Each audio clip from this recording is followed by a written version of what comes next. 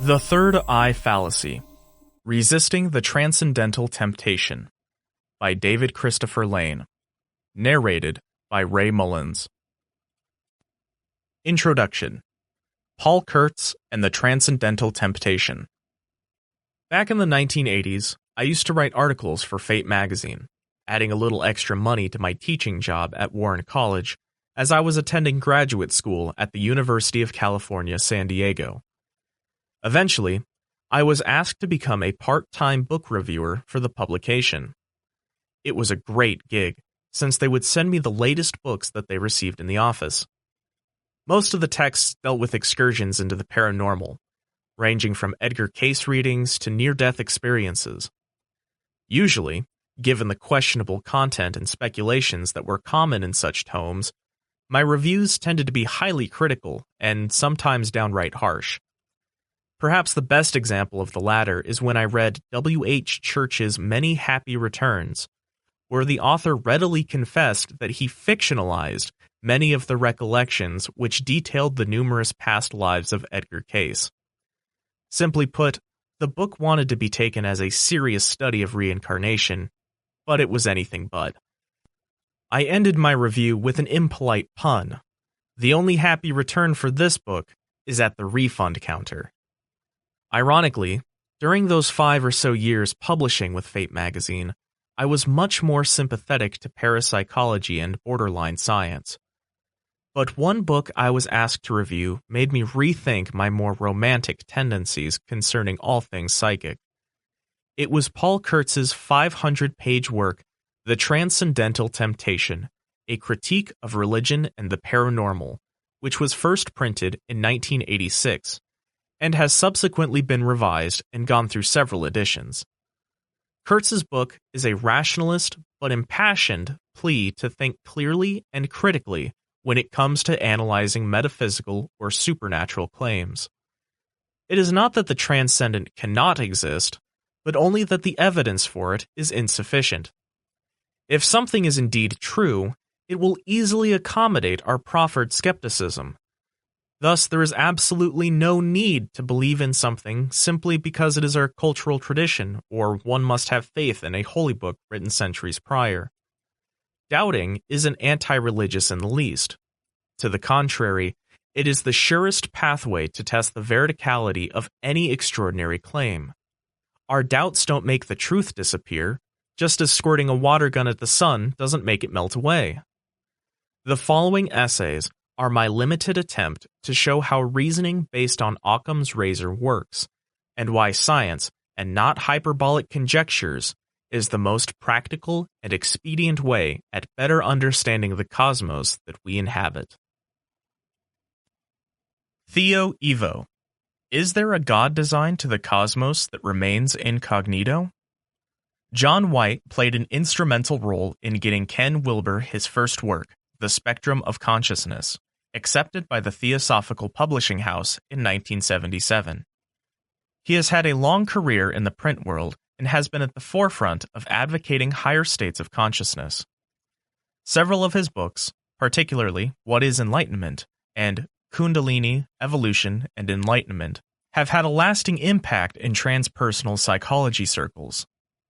I have had the privilege of reading many of White's writings and have greatly benefited by his insightful contributions. Therefore, I was pleased to see his latest essay, Evolution, An Enlightened View on Integral World. White's thesis is a simple but profound one. Evolution is a divinely driven process by which God as spirit expresses itself through the production of ever more complex forms. Natural processes are really acts of God. This notion of theistic evolution, of course, is not a new idea, and has a long and impressive pedigree, including such notable thinkers as Pierre Teilhard de Chardin, Harvard astronomer Owen Gingerich, the famed skeptic Martin Gardner, and Cardinal John Henry Newman, who famously quipped, "Mr. Darwin's theory need not then to be atheistical, be it true or not. It may simply be suggesting a larger idea of divine prescience and skill. And I do not see that the accidental evolution of organic beings is inconsistent with divine design. It is accidental to us, not to God." White argues that religion and science don't necessarily have to be at continual loggerheads if they recognize a transcendent perspective which embraces and reconciles them. It is found in Enlightenment traditions.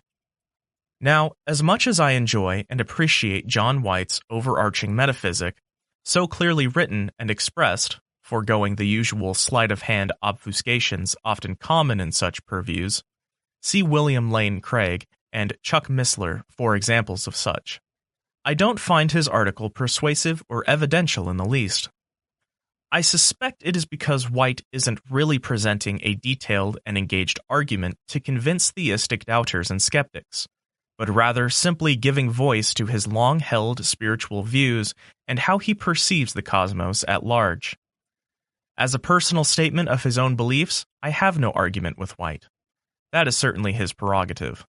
But as a substantial explanation of how the universe is unfolding, White's essay is really no different than any other creationist argument, since it overlooks the very heart of what evolution by natural selection can explain without resorting to God or supernaturalism. White sees the hand of the divine everywhere, such as when he writes, "Natural processes are really acts of God." The sticking point here, and one brimful of assumptions, is precisely what we mean when we employ such an all-purpose term as God. Einstein used it as a placeholder for understanding the laws of nature, but never actually believed in a personal God nor in life after death, remaining purely agnostic on such ultimacies. Whereas other thinkers, such as Francis Collins, the distinguished project leader behind unraveling the human genome, views God in a Christian context, arguing that the God of the Bible is also the God of the genome. God can be found in the cathedral or in the laboratory. One wonders to what degree Einstein and Collins would agree with White's thesis and where exactly they would depart company. God is such a nebulous term that it is more akin to an all-purpose chameleon that can change function and shape by whoever invokes it. In any case, I think it might be fruitful to do a point-by-point analysis of White's essay from a skeptic's perspective, following the lead of such critics as H. L. Mencken and Bertrand Russell. I realize right at the outset that this type of rejoinder won't win any converts from those who are already deeply entrenched in their religious persuasions, be it of the Roman Catholic or Adida variety, but my aim is to underline once again that the theory of evolution doesn't necessitate a divine being or teleological drive, even if we wish it were otherwise. Indeed, the very reason Darwin's theory is so radical and powerful, and remains so, is because it explains how the cosmos unfolded without a guiding intelligence. 1. Almost right out of the gate, John White admits that, in the strict scientific sense, evolution means a process by which life arose from non-living matter and subsequently developed as a succession of types, entirely by natural means, i.e., no supernatural factor was involved. But he is not satisfied with that limited parameter, and instead posits that, on the basis of my reason, research, and personal experience with Enlightenment traditions, I reject the part which prohibits supernaturalism. From the perspective of Enlightenment, all is divine, and everything in the cosmos is the work or play of God, the Creator Spirit. What America's founders, in the Declaration of Independence, called nature's God. Nature is God in material form.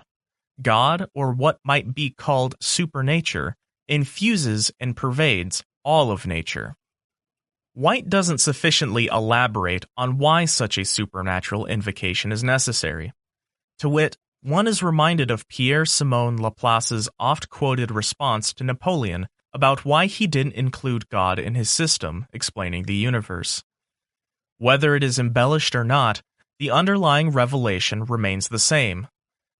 W. W. Rouse Ball provides us with a rich recollection of what transpired and the obvious insight of Laplace's well-timed retort. Laplace went in state to Napoleon to present a copy of his work, and the following account of the interview is well authenticated and so characteristic of all the parties concerned that I quote it in full. Someone had told Napoleon that the book contained no mention of the name of God. Napoleon, who was fond of putting embarrassing questions, received it with the remark, "Monsieur Laplace, they tell me you have written this large book on the system of the universe and have never even mentioned its creator." Laplace, who, though the most supple of politicians, was as stiff as a martyr on every point of his philosophy, drew himself up and answered bluntly, "Je n'avais pas besoin de cette hypothèse-là." I had no need of that hypothesis. Napoleon, greatly amused, told this reply to Lagrange, who exclaimed, "Ah, c'est une belle hypothèse, ça explique beaucoup de choses." Ah, it is a fine hypothesis, it explains many things. The very reason Darwin's and Wallace's exposition of evolution by natural selection was, and is, considered so powerful was exactly because it didn't invoke superliminal causation. Essentially, if physics, chemistry, and biology can indeed adequately explain how and why complex life forms emerge from simpler ones, then, a la Occam's razor, invoking a supreme deity is superfluous. 2. Yet, White goes further and axiomatically claims that the process of change in nature from a lower, simpler, or worse state to a higher, more complex, better state, which is how Mr. Webster defines evolution, does not happen because blind forces and random events propel it on the basis of mere chance. They happen because God wills it intelligently, creatively, and lawfully, that is, according to first principles and laws.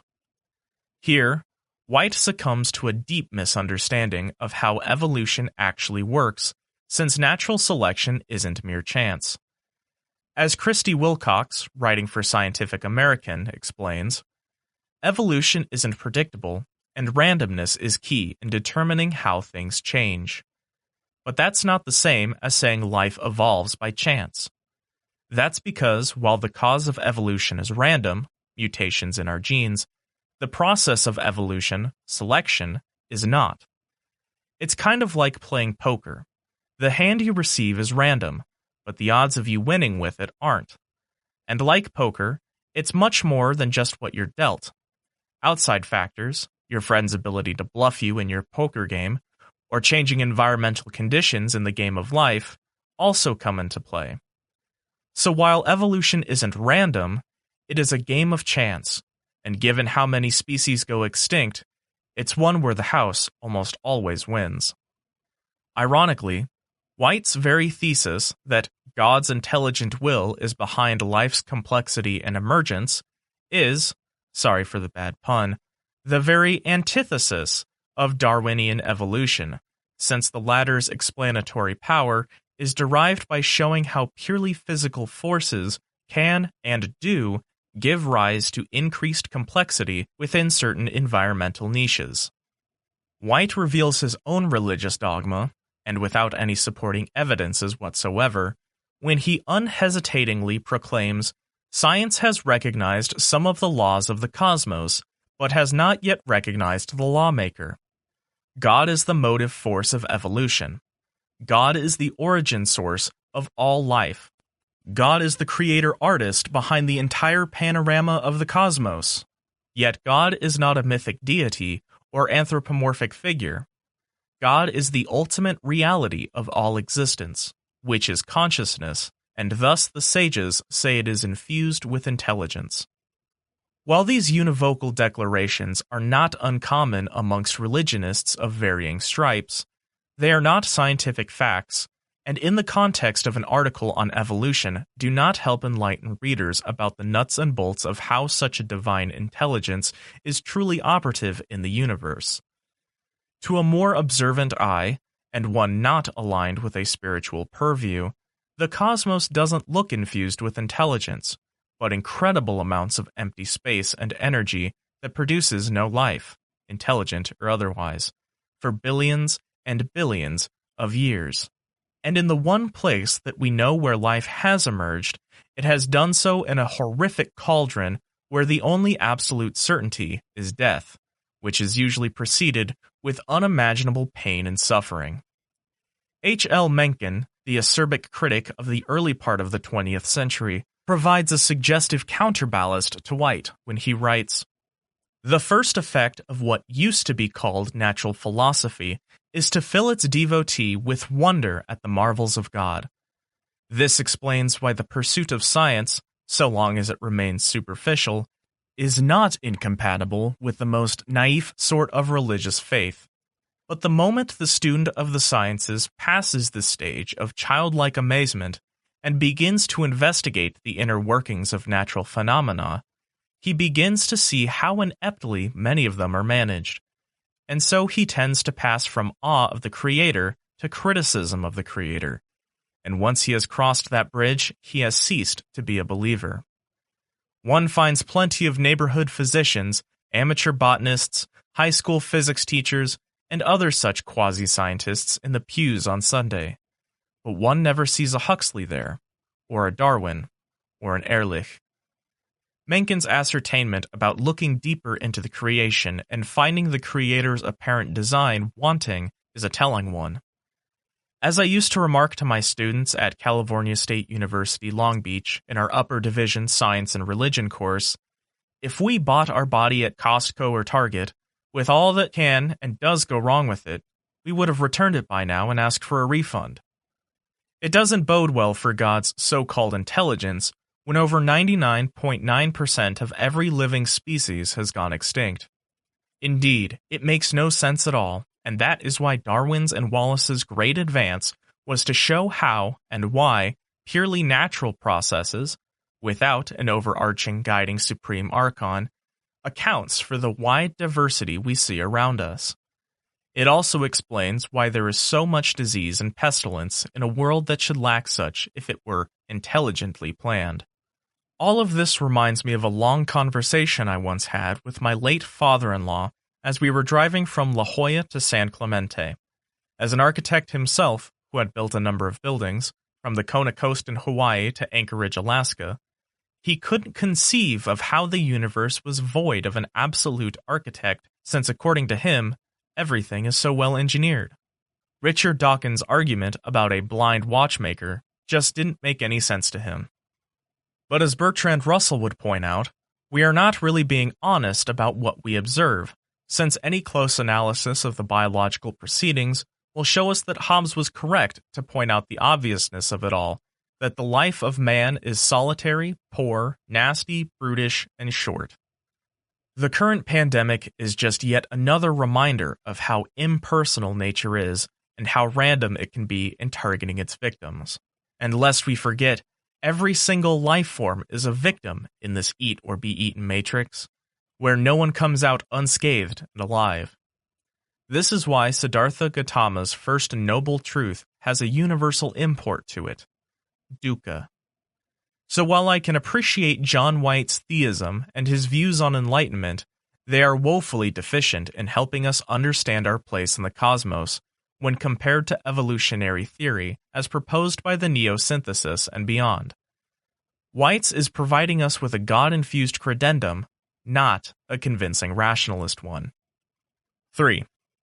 White goes off on the theological deep end when he pontificates the following, again, without any supporting data, save his own cherished ideology. I have no problem with that creationist claim. From my perspective, it doesn't matter whether the various human species were natural mutations or special creations. There is another view which allows that. Specifically, it says that evolution is divinely initiated, divinely guided, and divinely destined. God is the motive force of all history, including evolutionary history. So evolution is really another mode of God's action in nature. That does not change whether Darwin is ultimately proven right or wrong, i.e., whether natural selection, mutation, or special creation eventually supplies the mechanism by which new species arrive on scene.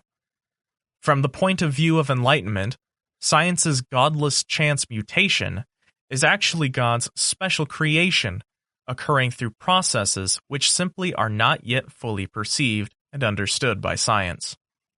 Notice how White reveals his own metaphysical agenda when he confesses it doesn't matter whether the various human species were natural mutations or special creations. Essentially, White is not engaging in a scientific argument at all, since the details simply don't matter to him because he already has an inviolate dogma, which at the end of the day, facts be damned, demands that God is the origin source of all life. Yes, religious doctrinaires can hold such ideas, but that doesn't make them any more convincing, and it certainly doesn't qualify them as scientific. While White can allege that his views of God are not mythological, the entire edifice of his argument is layer by layer infused with mythic rhetoric, since he doesn't specifically engage at any point with Darwin's key point, which is that evolution can be explained without invoking an intelligent designer. Kenneth Miller, a practicing Catholic, shows where and when White's whitewashing of creationism and evolution goes off track. He also elaborates on why so many are hesitant to accept the implications of evolution. I think one of the reasons why evolution is such a contentious issue, quite frankly, is the same reason you can go into a bar and start a fight by saying something about somebody's mother. Evolution concerns who we are and how we got here. And to an awful lot of people, the story of evolution, the story of our continuity with every other living thing on this planet, that's not a story they want to hear. They favor an entirely different story, in which our ancestry is separate, our biology distinct, and the whole notion of our lineage traceable not to other organisms, but to some sort of divine power and divine presence. But it's absolutely true that our ancestry traces itself along the same thread as that of every other living organism. That, for many people, is the unwelcome message.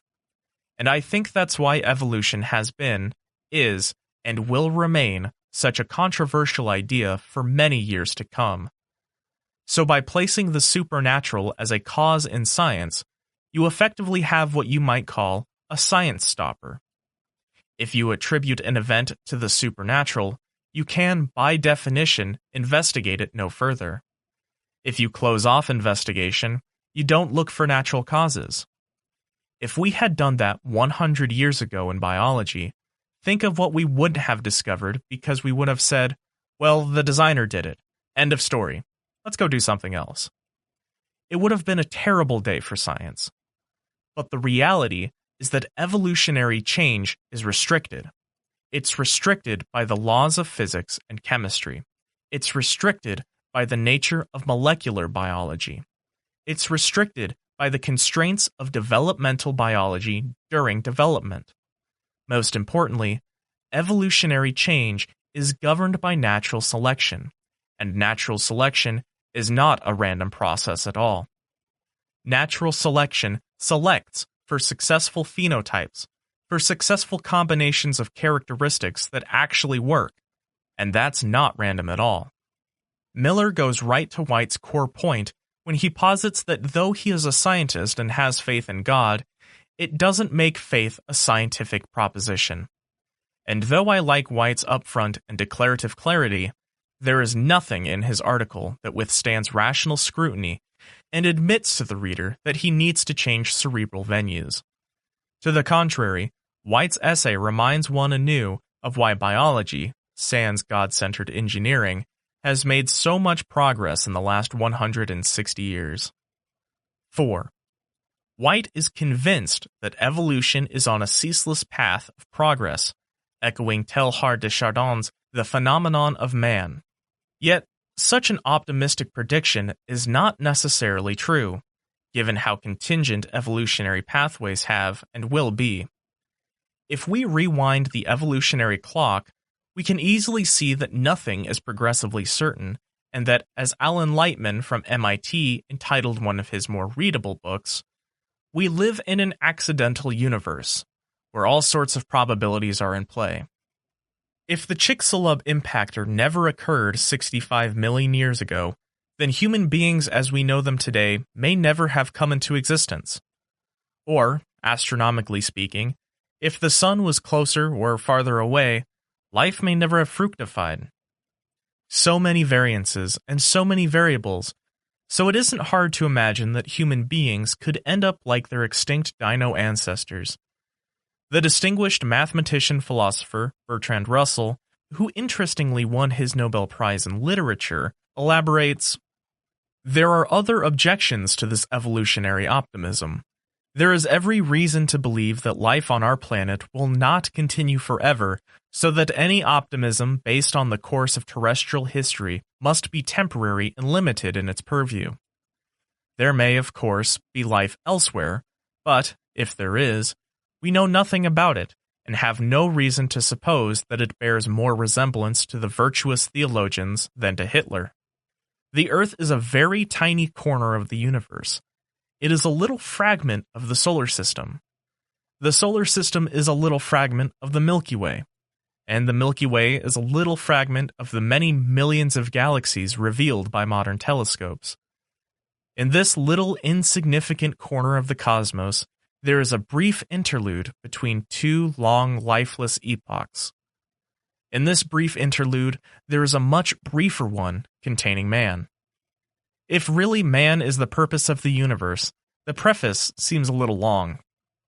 One is reminded of some prosy old gentleman who tells an interminable anecdote, all quite uninteresting, until the rather small point in which it ends. I do not think theologians show a suitable piety in making such a comparison possible. It has been one of the defects of theologians at all times to overestimate the importance of our planet. No doubt this was natural enough in the days before Copernicus, when it was thought that the heavens revolve about the earth. But since Copernicus, and still more since the modern exploration of distant regions, this preoccupation with the earth has become rather parochial. If the universe had a creator, it is hardly reasonable to suppose that he was specially interested in our little corner. And if he was not, his values must have been different from ours, since in the immense majority of regions, life is impossible. And while we can readily agree with John White that human beings have special abilities that distinguish us from other primates, such as sophisticated language and culture, the neurophilosopher Patricia Churchland is right to show that we too often project our own anthropocentrism when we make hierarchies of better or worse, when nature itself appears oblivious of such rankings. Comments Churchland, "It does seem to be the case that our language system is unique, but, on the other hand, there are some things that monkeys can do that we can't do. Swing through the trees, for example, or hang upside down from their tails, if they have tails, and so forth. And there are lots of things that a beaver can do that I can't do. I can't build a dam the way a beaver can build a dam, and not just because I don't have the big front teeth to chew things down, but because they have the knowledge and the skill of how to put a dam together. So I don't think that higher and lower is necessarily a useful way to think of it. People have this inclination to think that there is this great chain of being, and hot dog, we're on top of it, or that we're fashioned in the image of God. It's silly. We are evolutionarily somewhere along the line, and what would be nice to know would be what it is about our brains that enables us to have a culture and that enables us to do such things as use language. But that's not something that's necessarily more valuable than being able to do what a gorilla does or what an orangutan does. 5. White also at times seems to be channeling Adi-Da speak, or is that Brad Reynolds, when he writes that science's conception of God is fundamentalist anthropomorphism, an immature, mythic understanding of the divine which must be outgrown through mystical ascent in consciousness to attainment of the splendid vision of God as spirit in action, operating lawfully throughout nature in ways which science has rightly described, but only in part.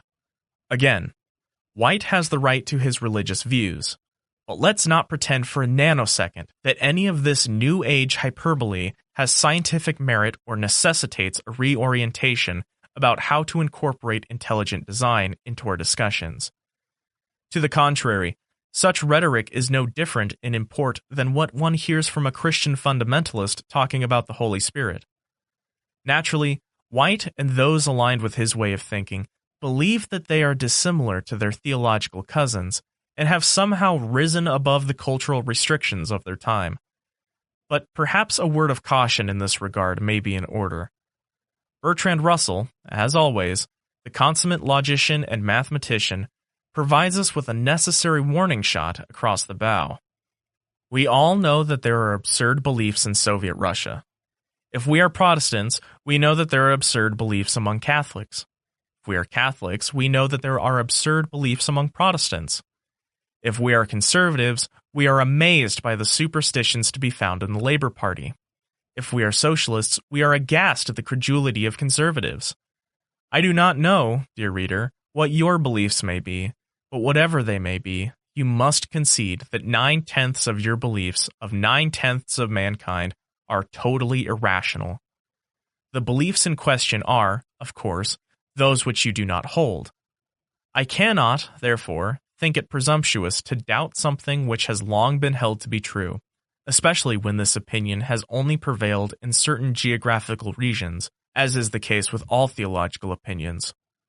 My conclusion is that there is no reason to believe any of the dogmas of traditional theology, and, further, that there is no reason to wish that they were true.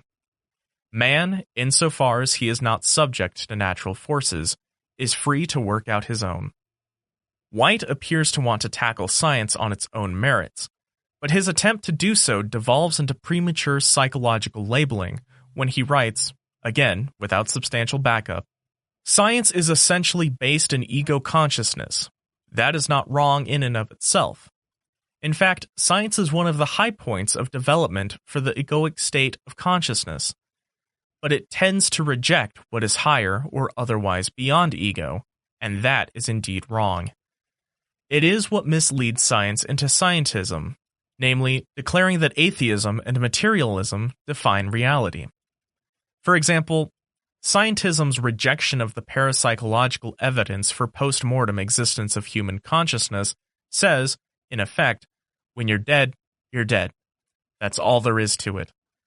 But when examined outside the perceptual boundaries and blinders of scientism, the evidence provides, as mentioned at the outset of this essay, a rational basis for religious faith. It is richly ironic that White would accuse science of being caught in ego when, in point of fact, the whole endeavor is to move away from one's own subjectivity and have differing observations tested objectively. In other words, science is actually a method to move beyond one's own ego and I-ness in terms of having a vested interest in this or that result, and letting others verify or falsify what they have uncovered.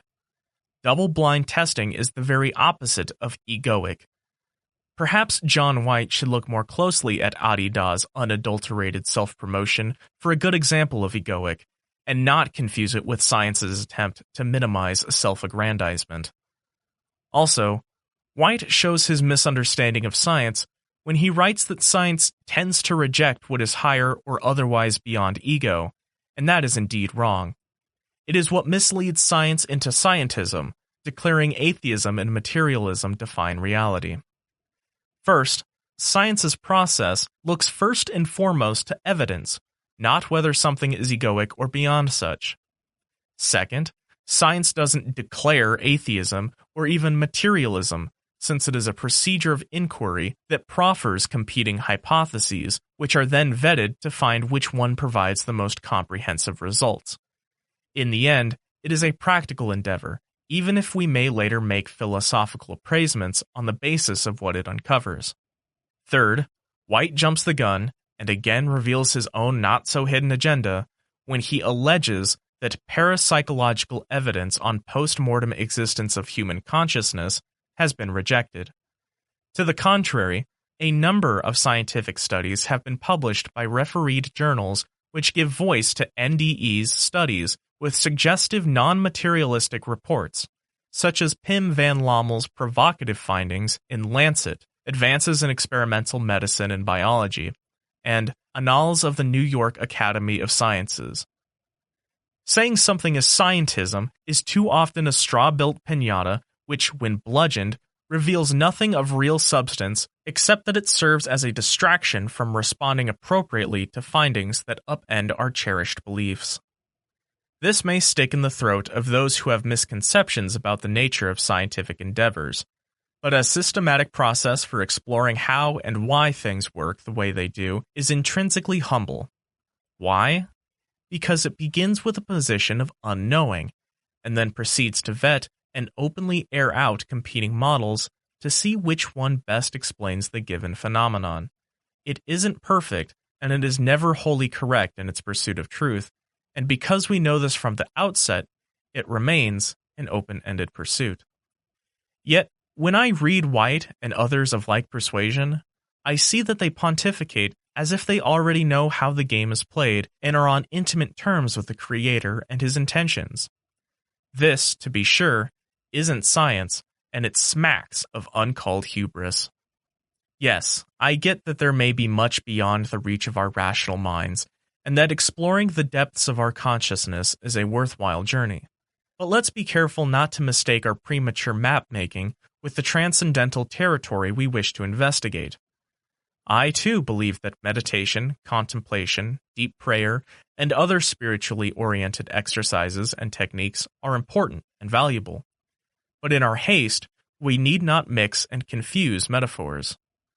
For example, I don't think hijacking the term evolution from its more specific and biological mooring helps in promoting spiritual unfoldment. The idea of a higher science is a confused and unnecessary term, since it presumes an a priori knowledge, often hiding its more dogmatic tendencies, about what is transcendent. The spiritual adventure is precisely that, because we are not certain about what we will find and how we will ultimately interpret it. That is a truly wonderful enterprise, but it doesn't need bad arguments and faulty presuppositions to make it so. In conclusion, I want to commend John White for his numerous writings and for being so clear in his presentations. This is a welcome relief when far too often those championing a spiritual perspective indulge in unnecessary jargon to camouflage their real intentions. I can agree with John White about the inner voyage of the self and the various methods that may be employed to experience differing states of consciousness. But I see no need at this stage to misunderstand evolution and natural selection, and what it can pretend, to push a preset theological agenda. Science, unlike integral dogmatism, looks at evolution and doesn't pretend to know where it will lead in its labyrinthine maneuvers. Science, in other words, is open-sourced. Perhaps we too can learn a lesson from that same openness, and venture forth with less pretensions about what the universe has in store for us Homo sapiens, transitional as we may be in this vast life pageantry. The Oracle of Unknowing. The High Priest of Huntington Beach responds to Brad Reynolds. Those whom I have called the High Priesthood of Integral World, since they post the most articles and react most strongly to the spiritual perspective, David Christopher Lane and Frank Visser, have both immediately responded to a new essay posted by author John White, titled Evolution: An Enlightened View. Both are smart and excellent writers, well-versed in source literature, and provocative. Yet both, sadly, are reductionist materialists, i.e., they firmly believe that only the realm of matter energy and biology as being real, as do most scientists. Brad Reynolds. I realize that Brad Reynolds has coupled Frank and I together in his John White-inspired rejoinder, but I think it is best for me to respond individually and let Frank provide his own response. Though I enjoyed reading Unenlightened Science, A View on Things, Not God, I found too much of it had the earmarks of theological apologetics. The following focuses on those parts that deal directly with me, and I have tended to skip over the long sections where Brad Reynolds sermonizes about his Adi-Da-influenced teachings and provides us with a set of New Age homilies. In the very first paragraph, Reynolds makes an inaccurate assessment of my philosophical outlook when he alleges that they, which in this context includes me, believe that only the realm of matter, energy, and biology as being real, as do most scientists. No, this is not correct. I think that there are many levels of information that appear real to us, such as mathematics, logic, emotional states, meditative explorations, sociological data, and the list goes on. The issue of what is real is an ontological one, and far beyond my current informational salary to know for sure. Instead, I see science as a practical and explanatory endeavor that doesn't have to sink into queries about final ultimacies. Take the very word matter, for instance. What is it finally? We simply don't know. Yes, we know various aspects of how certain physical phenomena behave, but as I pointed out in the little film, what is matter? The magic of physics. Everything we see around us is a composite structure, and even if we start to understand how many of the parts are put together and how they cohere, when we explore the very small, our quantum world, or the very large, our multiverse, we end up dumbfounded by what it portends. So, simply put, championing a scientific outlook doesn't thereby mean that we have to believe that only the realm of matter, energy, and biology are real. That is a false caricature of what I think, and therefore acts as a vacuous straw man by which to present a counter-argument. In other words, Brad is arguing against his own illusory projection of my beliefs, not what I, myself, hold. Brad then extends his criticism to the real issue that goes to the jugular. They downplay or dismiss that the interior evolution of consciousness is also a process of transcend and include until ultimate transcendence. Here, Brad Reynolds does what I call a lump and jump that portrays his own reasoning, not mine. First, I think it is wonderful to explore the interior recesses of our own consciousness, and I have written a number of articles championing deep meditative voyages. See, for example, Why I Meditate. But instead of acknowledging that, Brad then adds his own Welberish spin with also a process of transcend and include until ultimate transcendence, which is his own theological purview and has nothing to do with correctly ascertaining my own views on the subject. Brad then writes, neither Visser or Lane are professional scientists, however, though highly educated with advanced university degrees, yet both are deeply committed to science as being the ultimate arbitrator in determining truth, or what is most real. They do not merely accept the facts of science, but make it into a philosophy, as if science is a philosophy. But it's not. It's a method of investigation. Therefore, they profess the modern reductionist philosophy of scientific materialism, or scientism. Only science is true. Thus, immediately took issue with White's spiritual perspective on evolution, while admiring his clarifying writing skills. Huh? I should spell out right from the beginning that science is not the sole province of professionals, as if only those who get graduate degrees in physics or chemistry do science. No, as Thomas Henry Huxley famously wrote nearly 160 years ago, we are all scientists, to some measure. It was penned in 1863, and we republished it, along with several of his other essays, in a book entitled A Scientific Education, Essays from a Naturalist. The following is a pertinent quote from it. The method of scientific investigation is nothing but the expression of the necessary mode of working of the human mind. It is simply the mode at which all phenomena are reasoned about, rendered precise and exact.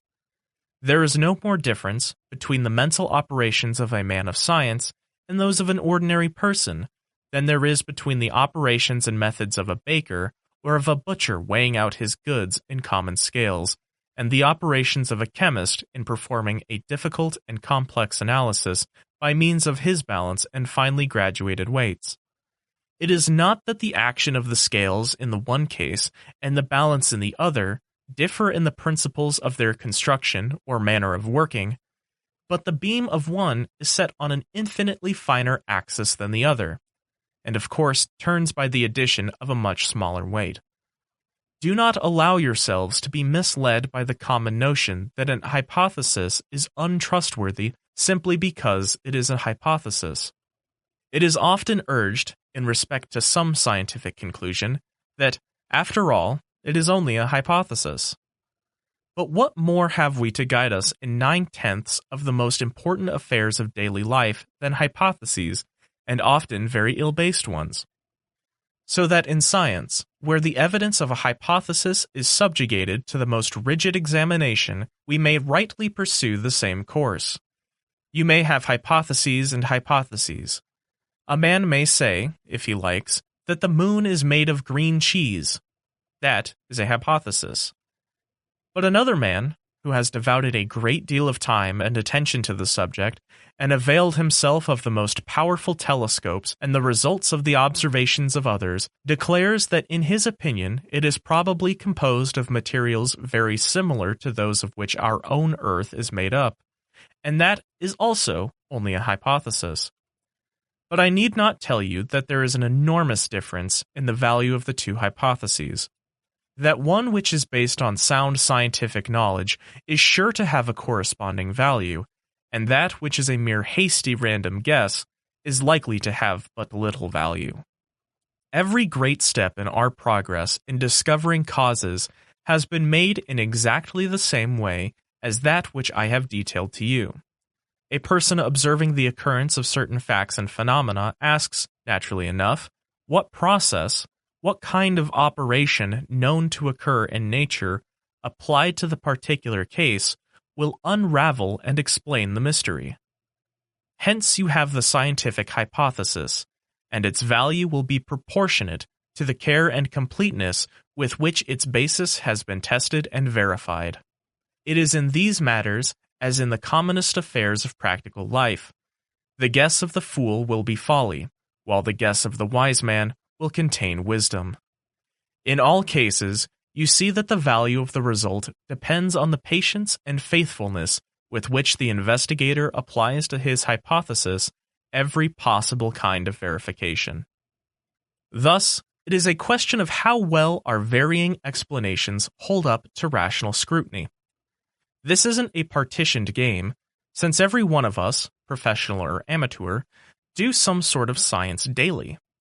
Science is indeed a method, but one which allows any and all to test out their ideas against others to see which ones provide the best explanation or predictive models at the present time, with the necessary caveat that they may be altered or falsified in a future time.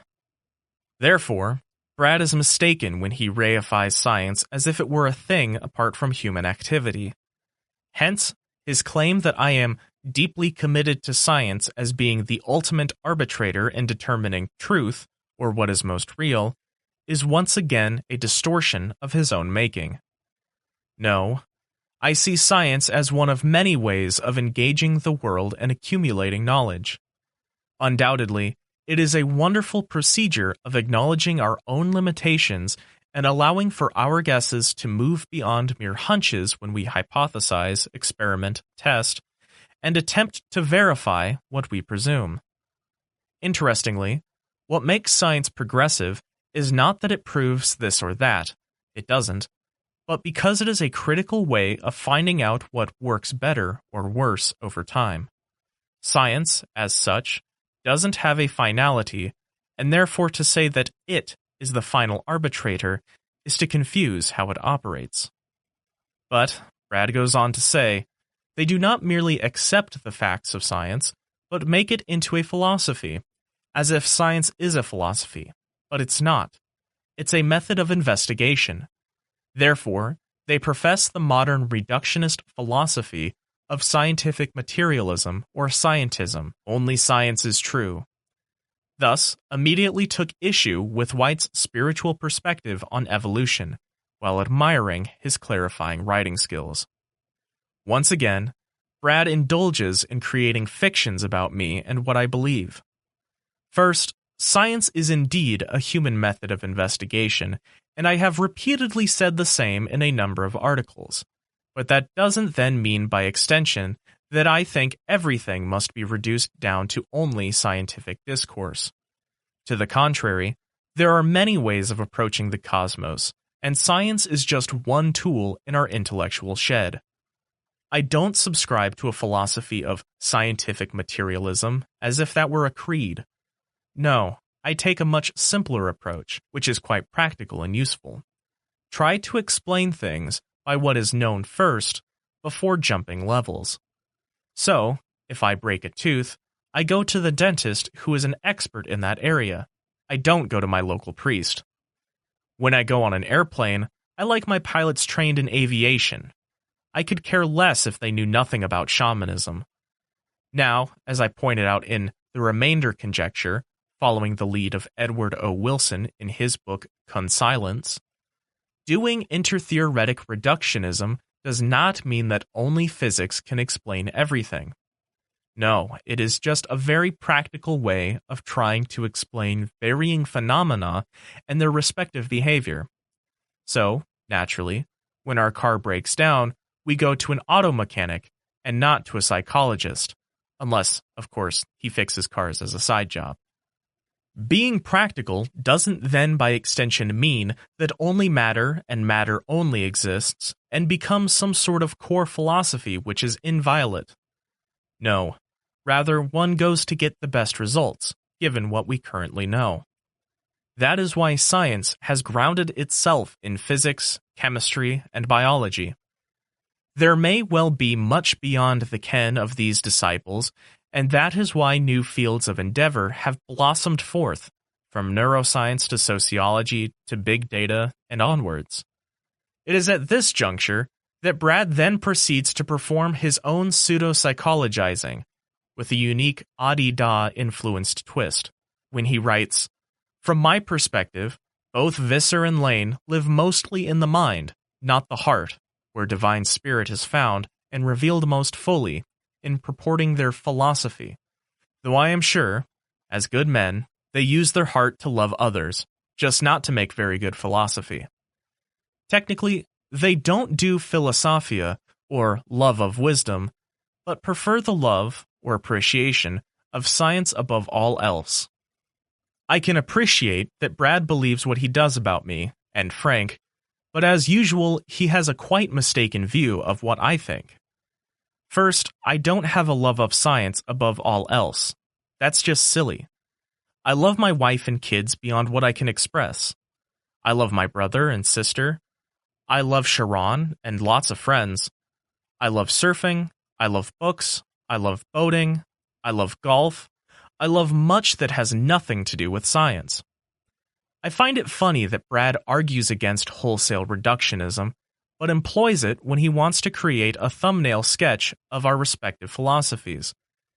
He then pontificates that we live mostly in the mind and not our heart.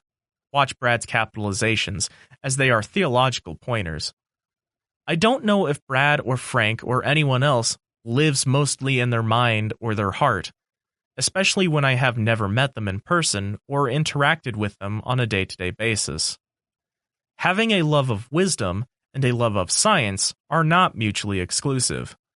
In fact, one may argue that to have the former, one should be grounded in the latter. In any case, I have never argued or written that only science is true. Why does Brad resort to making things up? It would be much wiser, watch the definition of that word, to actually engage in what I do say than in making up things that I have never written. Brad then proceeds, thus, to my mind, they are caught in the realm of rational ideas, perpetual thinking, and endless doubt.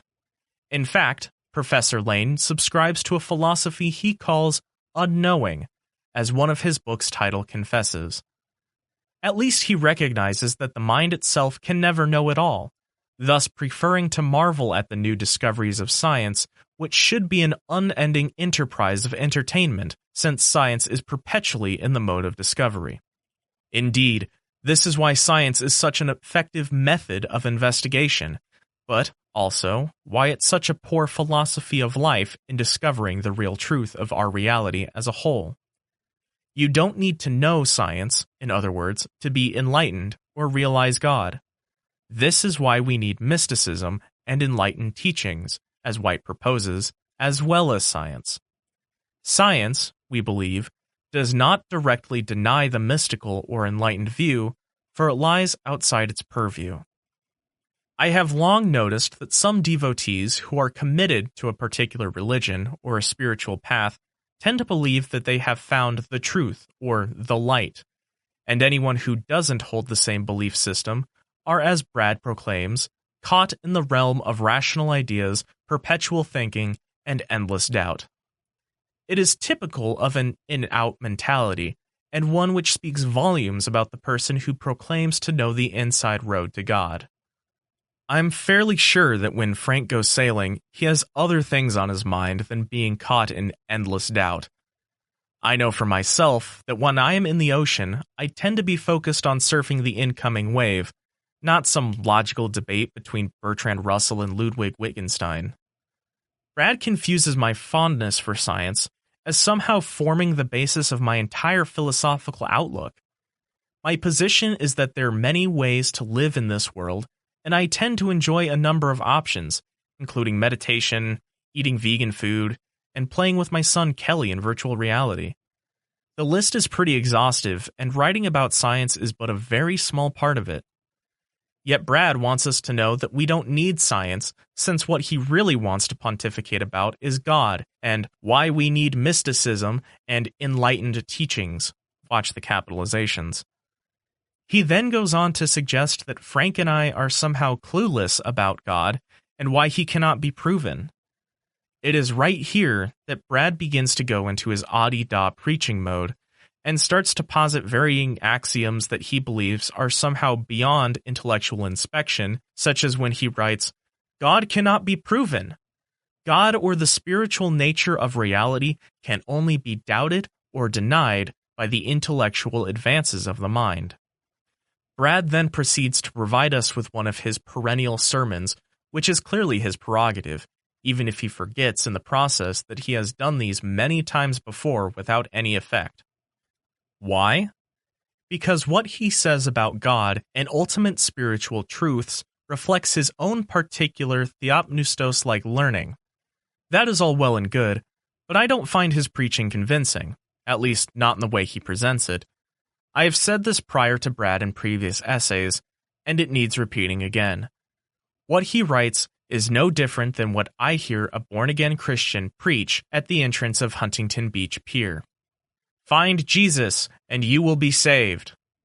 Or what followers of ISKCON used to do at various airports in the 1970s, when chanting about the greatness of Lord Krishna as they handed out free copies of Swami Bhaktivedanta Prabhupada's version of the Bhagavad Gita. Nice and sweet. But persuasive? Not to me. I am all for inquiring into the depths of one's own consciousness. I do it myself daily. I love meditation. I love visiting India and meeting with spiritual personages. I love reading spiritual books by such luminaries as Ramana Maharshi, Baba Fakir Chand, Sawan Singh, and a host of others. But I don't for a nanosecond believe that I have somehow discovered the truth, or that my way is the highway to absolute realization. No, it is just a voyage, and where it will lead, I leave to the sagacity of the multiverse at large to determine. Brad seems to take umbrage at my critical stance to the overhype of gurus, particularly Adi-Da, who was once the subject of a little book I wrote with Professor Scott Lowe, University of Wisconsin, entitled D.A., The Strange Case of Franklin Jones. But he once again overstates his case when he alleges that I tend to uniformly dismiss all such teachers.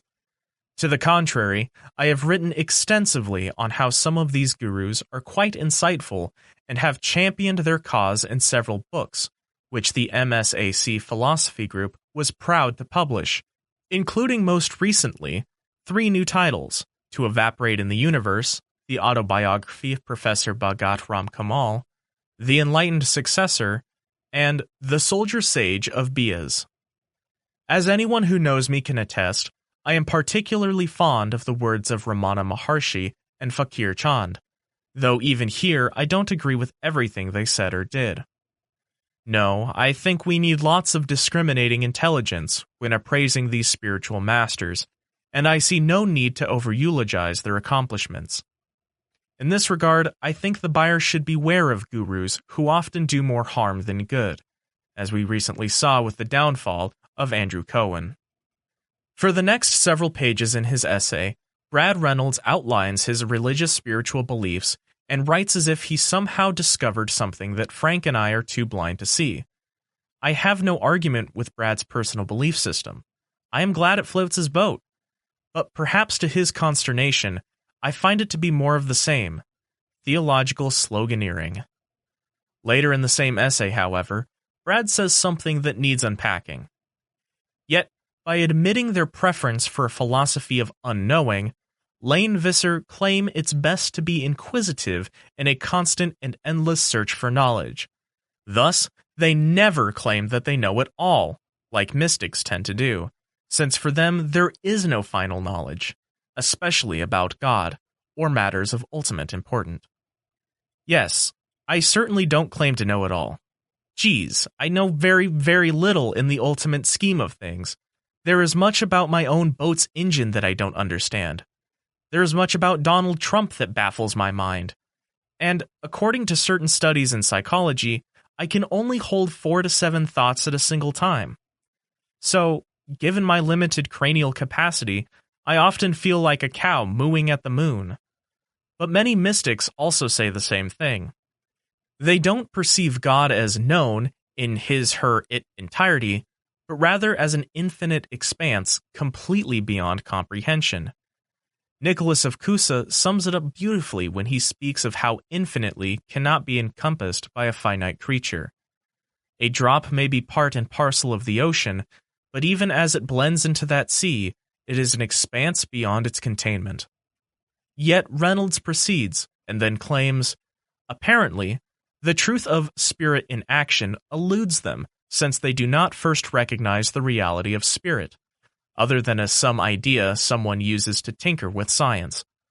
They prefer we accept their claims there is no God or ultimate purpose to reality, nor is there any spirit or eros, creating and driving everything forward to realizing God itself as our ultimate condition. Well, first, I have never said there is no God, so Brad yet again is making up things to drive along his argument. I often tell my students that I am too stupid to be an atheist, since it would presuppose I know what is absent when I don't.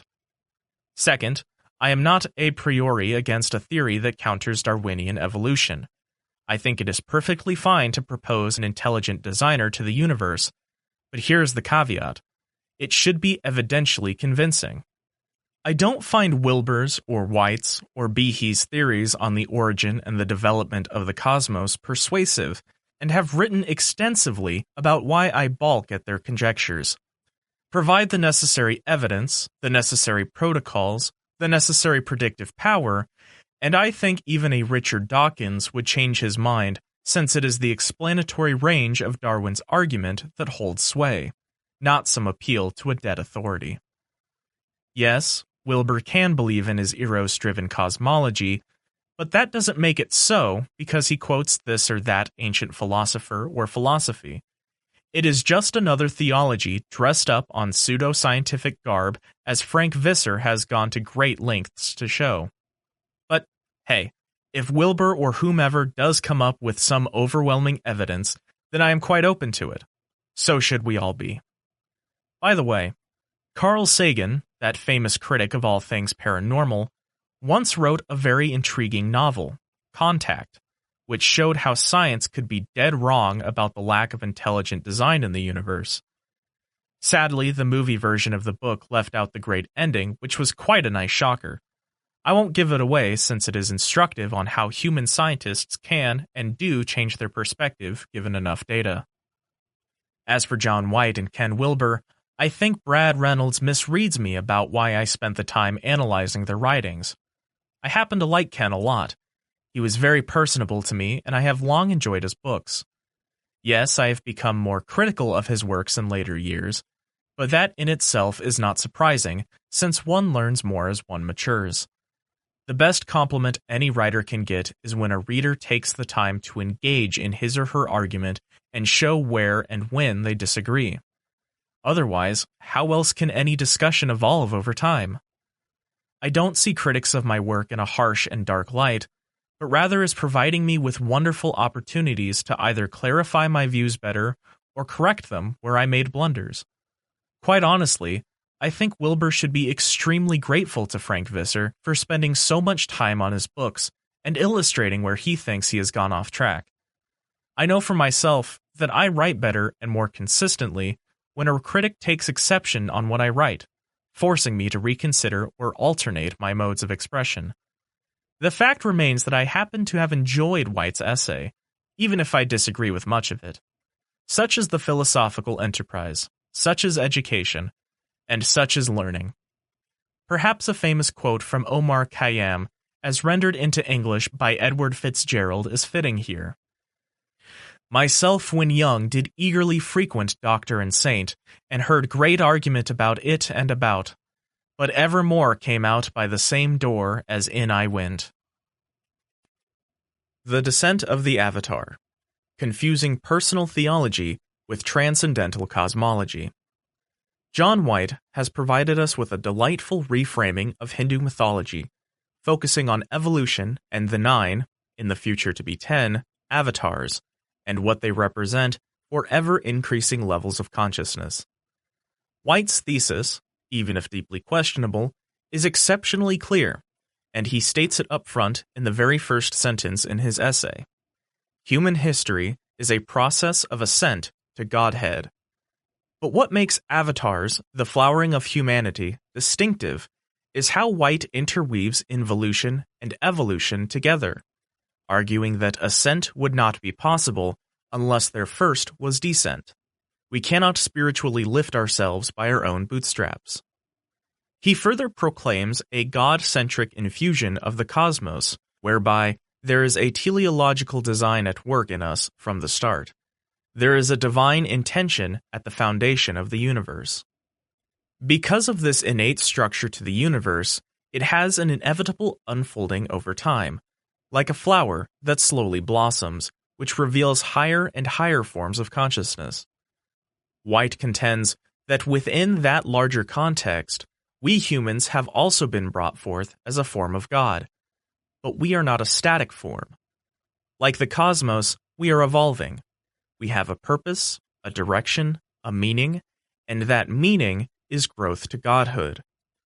Evolution is the natural fruition of God's plan for humanity. White then alleges that there have been advanced humans who are, via their inner spiritual attainments, at the cutting edge of evolution, which give clear indications of what is possible for us lesser mortals.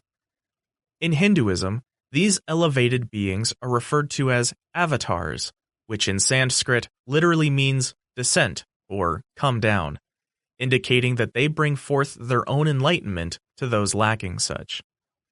As White illuminates, a few members of the human race had attained to the ultimate state of consciousness, enlightenment.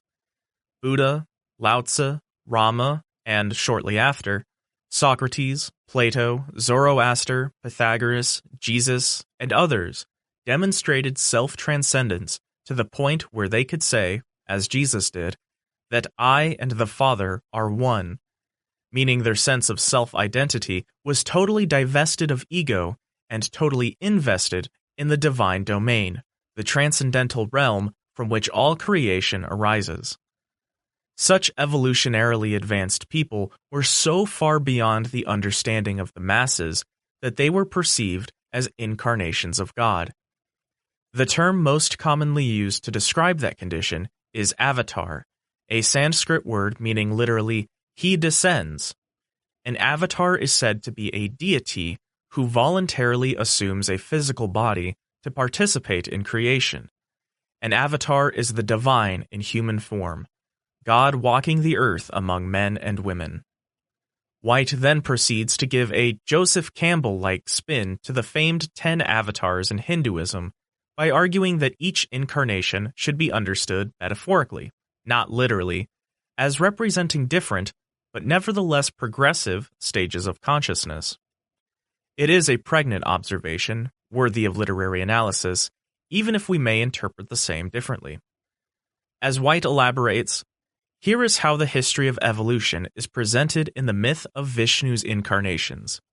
Eons ago, the first forms of life emerged on Earth. The fish avatar symbolizes that. That was the age of the fishes, 3 billion years ago.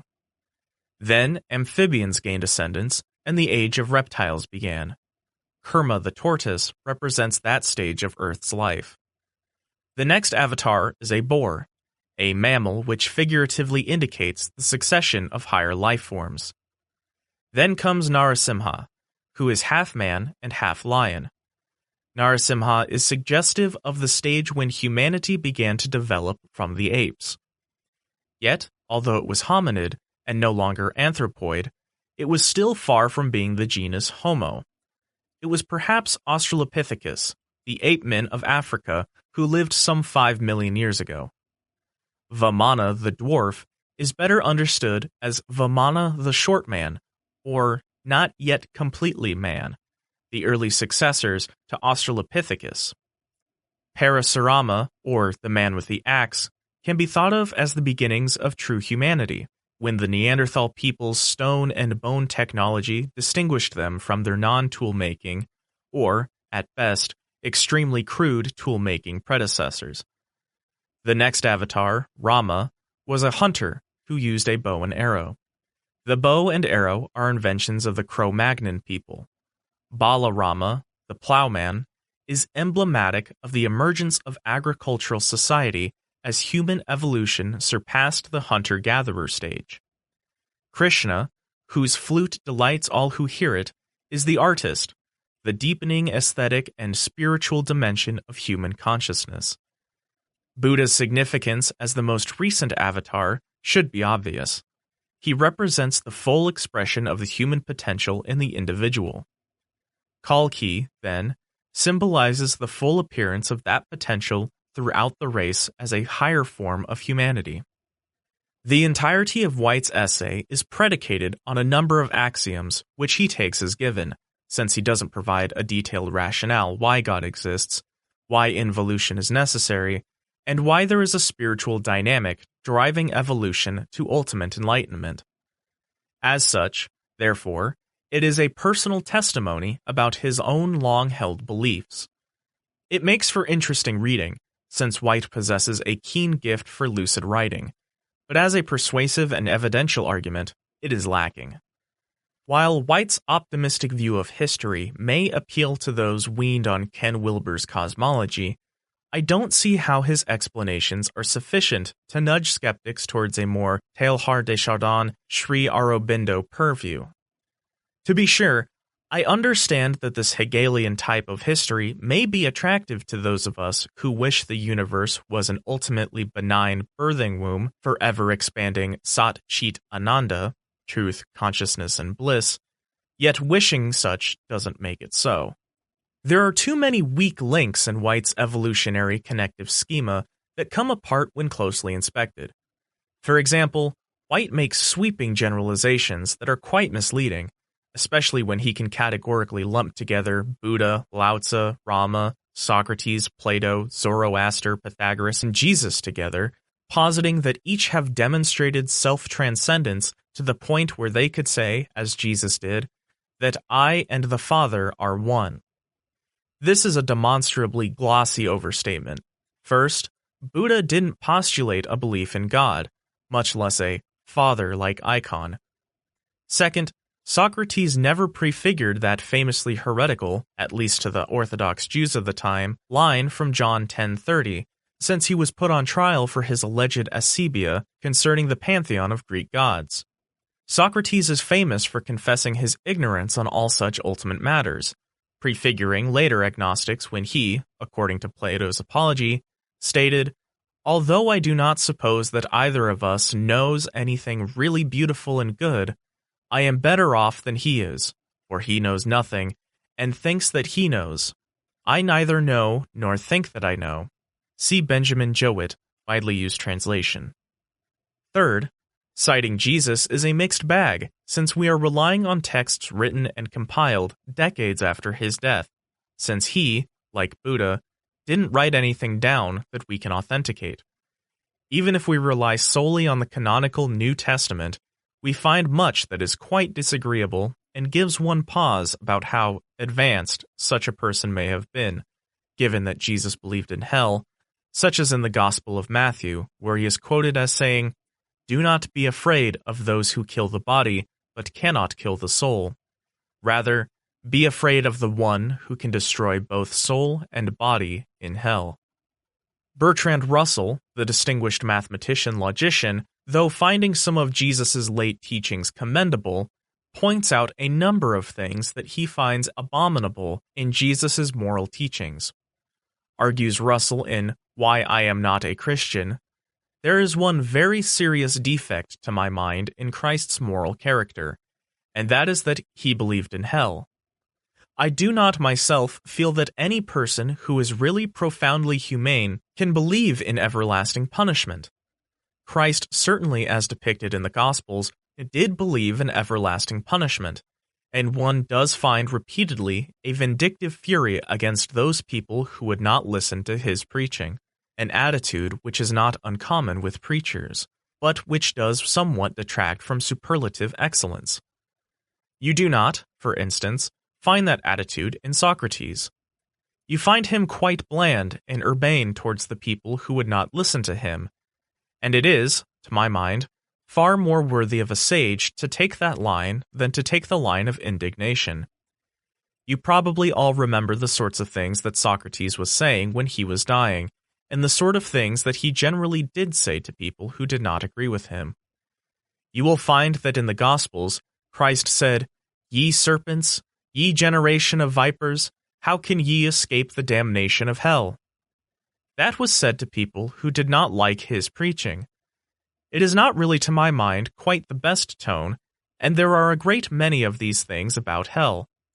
There is, of course, the familiar text about the sin against the Holy Ghost.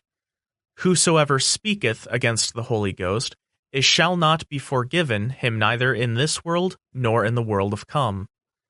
That text has caused an unspeakable amount of misery in the world, for all sorts of people have imagined that they have committed the sin against the Holy Ghost, and thought that it would not be forgiven them either in this world or in the world to come.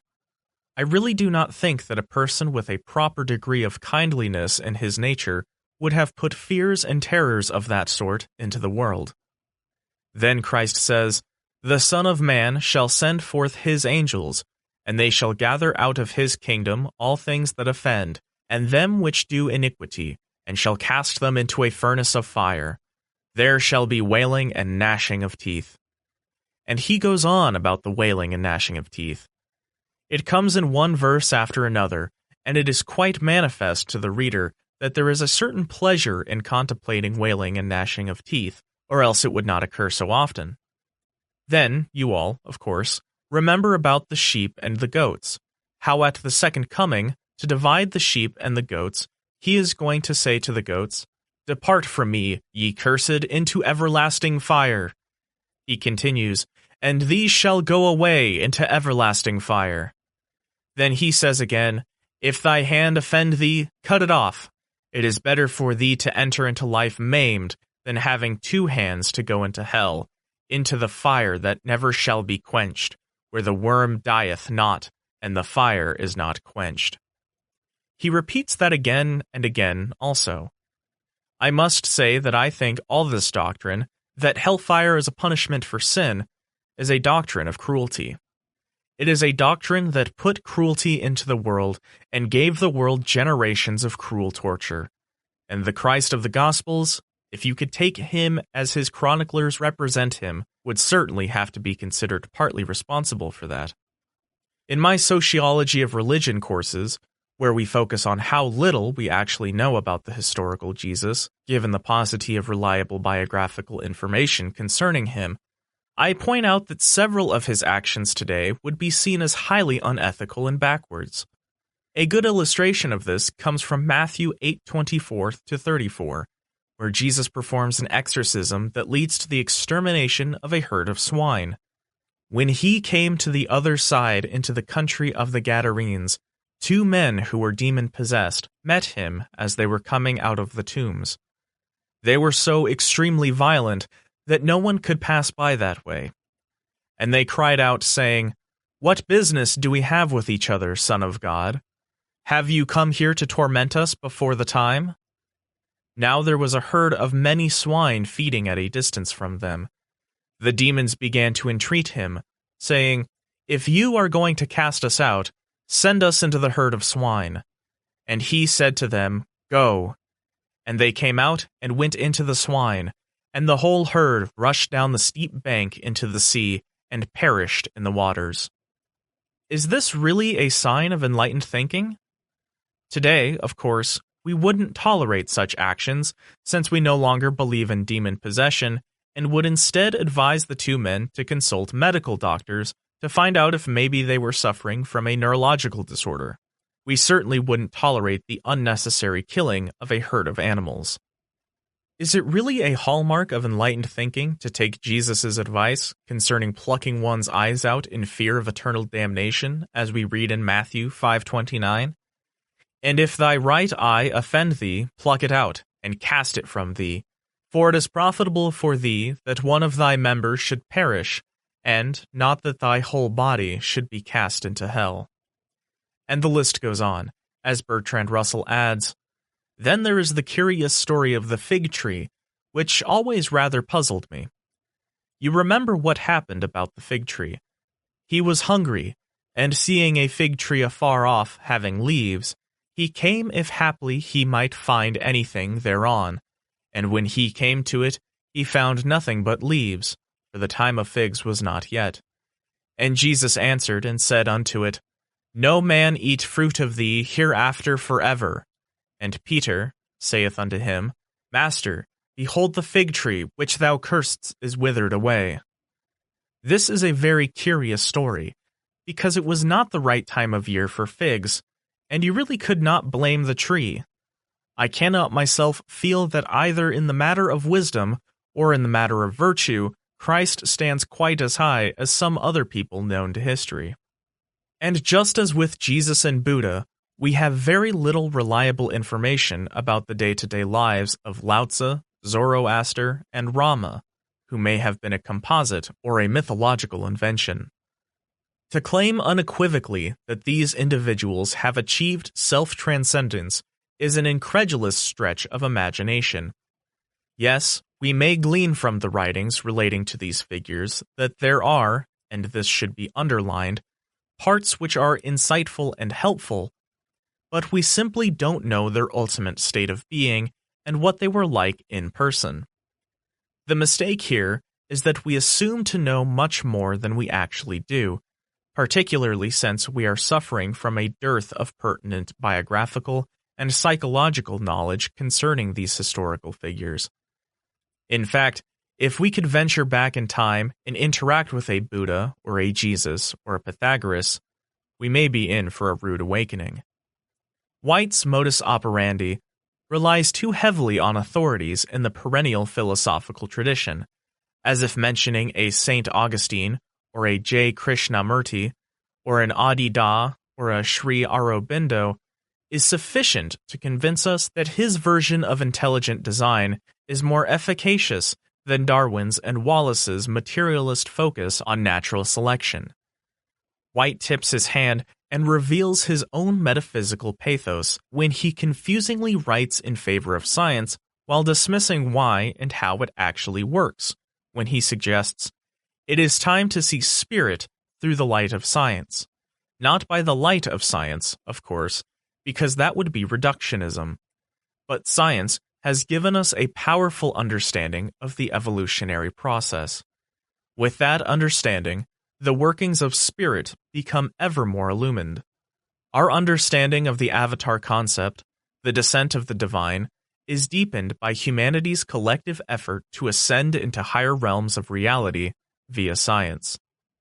Ironically, the very reason science has been so powerful is precisely because it has not succumbed to unverifiable metaphysics, but has rather focused first and foremost on the empirical arena.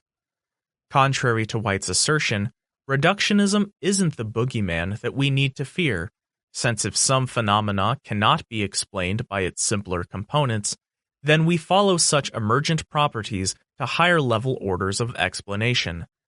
But to neglect intertheoretic reductionism is to fall prey to all sorts of pre-trans fallacies, such as we have seen far too often in religious con men, such as Sathya Sai Baba, whose sleight-of-hand magician tricks are elevated as being siddhas of a transpersonal nature. What is sorely absent in White's essay is an open-ended inquiry into the nature of reality where we avoid absolute maxims at each and every turn. Here is a list of 10 axioms, there are more, of course, that White has taken as givens, but for which he fails to undergird with compelling evidences and reasons for accepting them. Rather, it reads just like a dogmatic New Age version of the Roman Catholic Baltimore Catechism, which I and others were indoctrinated with in 3rd grade at St. Charles Elementary School in North Hollywood, California. We were essentially taught not to ask questions, e.g., how do we know for sure Jesus bodily resurrected? How do we know there is a God? Etc. But to accept such tenets as inviolate and be sure to memorize them by heart lest we fail the class. I realize that White will object to such a comparison, but quite frankly he is not providing us with a cogent philosophical or scientific argument, but rather a set of his own beliefs, which he apparently believes is sufficiently compelling. Well, it isn't. And while I can appreciate White's religious views, just as I can appreciate those of differing religions, it doesn't then mean that there are true or that erstwhile skeptics will be convinced of their efficacy. Watch White's categorical terminology carefully and then ask the key epistemological question for each. How does he, or anyone, know that these are self-evident truths? Consciousness is immaterial. It cannot be squeezed from test tubes or neurons. Just as a plant grows toward the light, so does humanity yearn for God and greater awareness, because, like a plant's inherent capacity to perceive and respond to light, there is a teleological design at work in us from the start. There is a divine intention at the foundation of the universe. It operates through the cosmos and everything in it, including us. We are concerned with God because God is first of all involved with us. The universe originated, exists at all only because it is a form of God.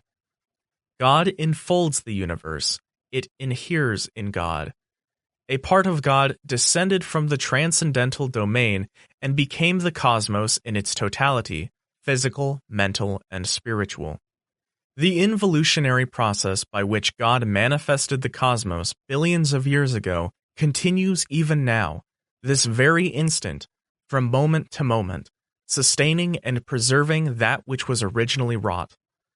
God descended into the world by the act of creating it, and God remains in the world by the act of sustaining it. That's involution. You see, deity is not simply incarnate in man, it is incarnate in all life. So if humanity is the flowering of life, then avatars are the flowering of humanity. The case is that God is ultimate reality, and our understanding of the nature of God is a function of our state of consciousness. Now, I suspect, that those of a spiritual bent, and following Wilber's lead in his 3-eye methodology, will argue that White's axioms can indeed be verified provided one uses their proverbial third eye, that of spirit or contemplation. But as I pointed out several years ago in Ken Wilber's Eye, Exploring the Dangers of Theological Reifications, for instance, you cannot appreciate dreaming unless you too have dreamt. That seems obvious. But that doesn't mean that the dreamer is somehow privileged because of that ability to know the causation or ontological status of that dream.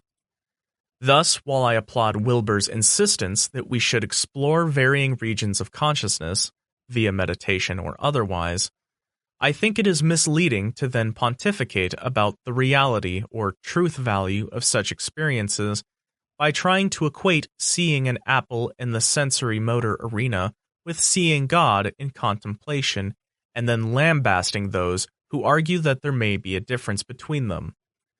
The fundamental problem, I would suggest, is not, in fact, that there are many world spaces, there are, but over how we interpret such experiences.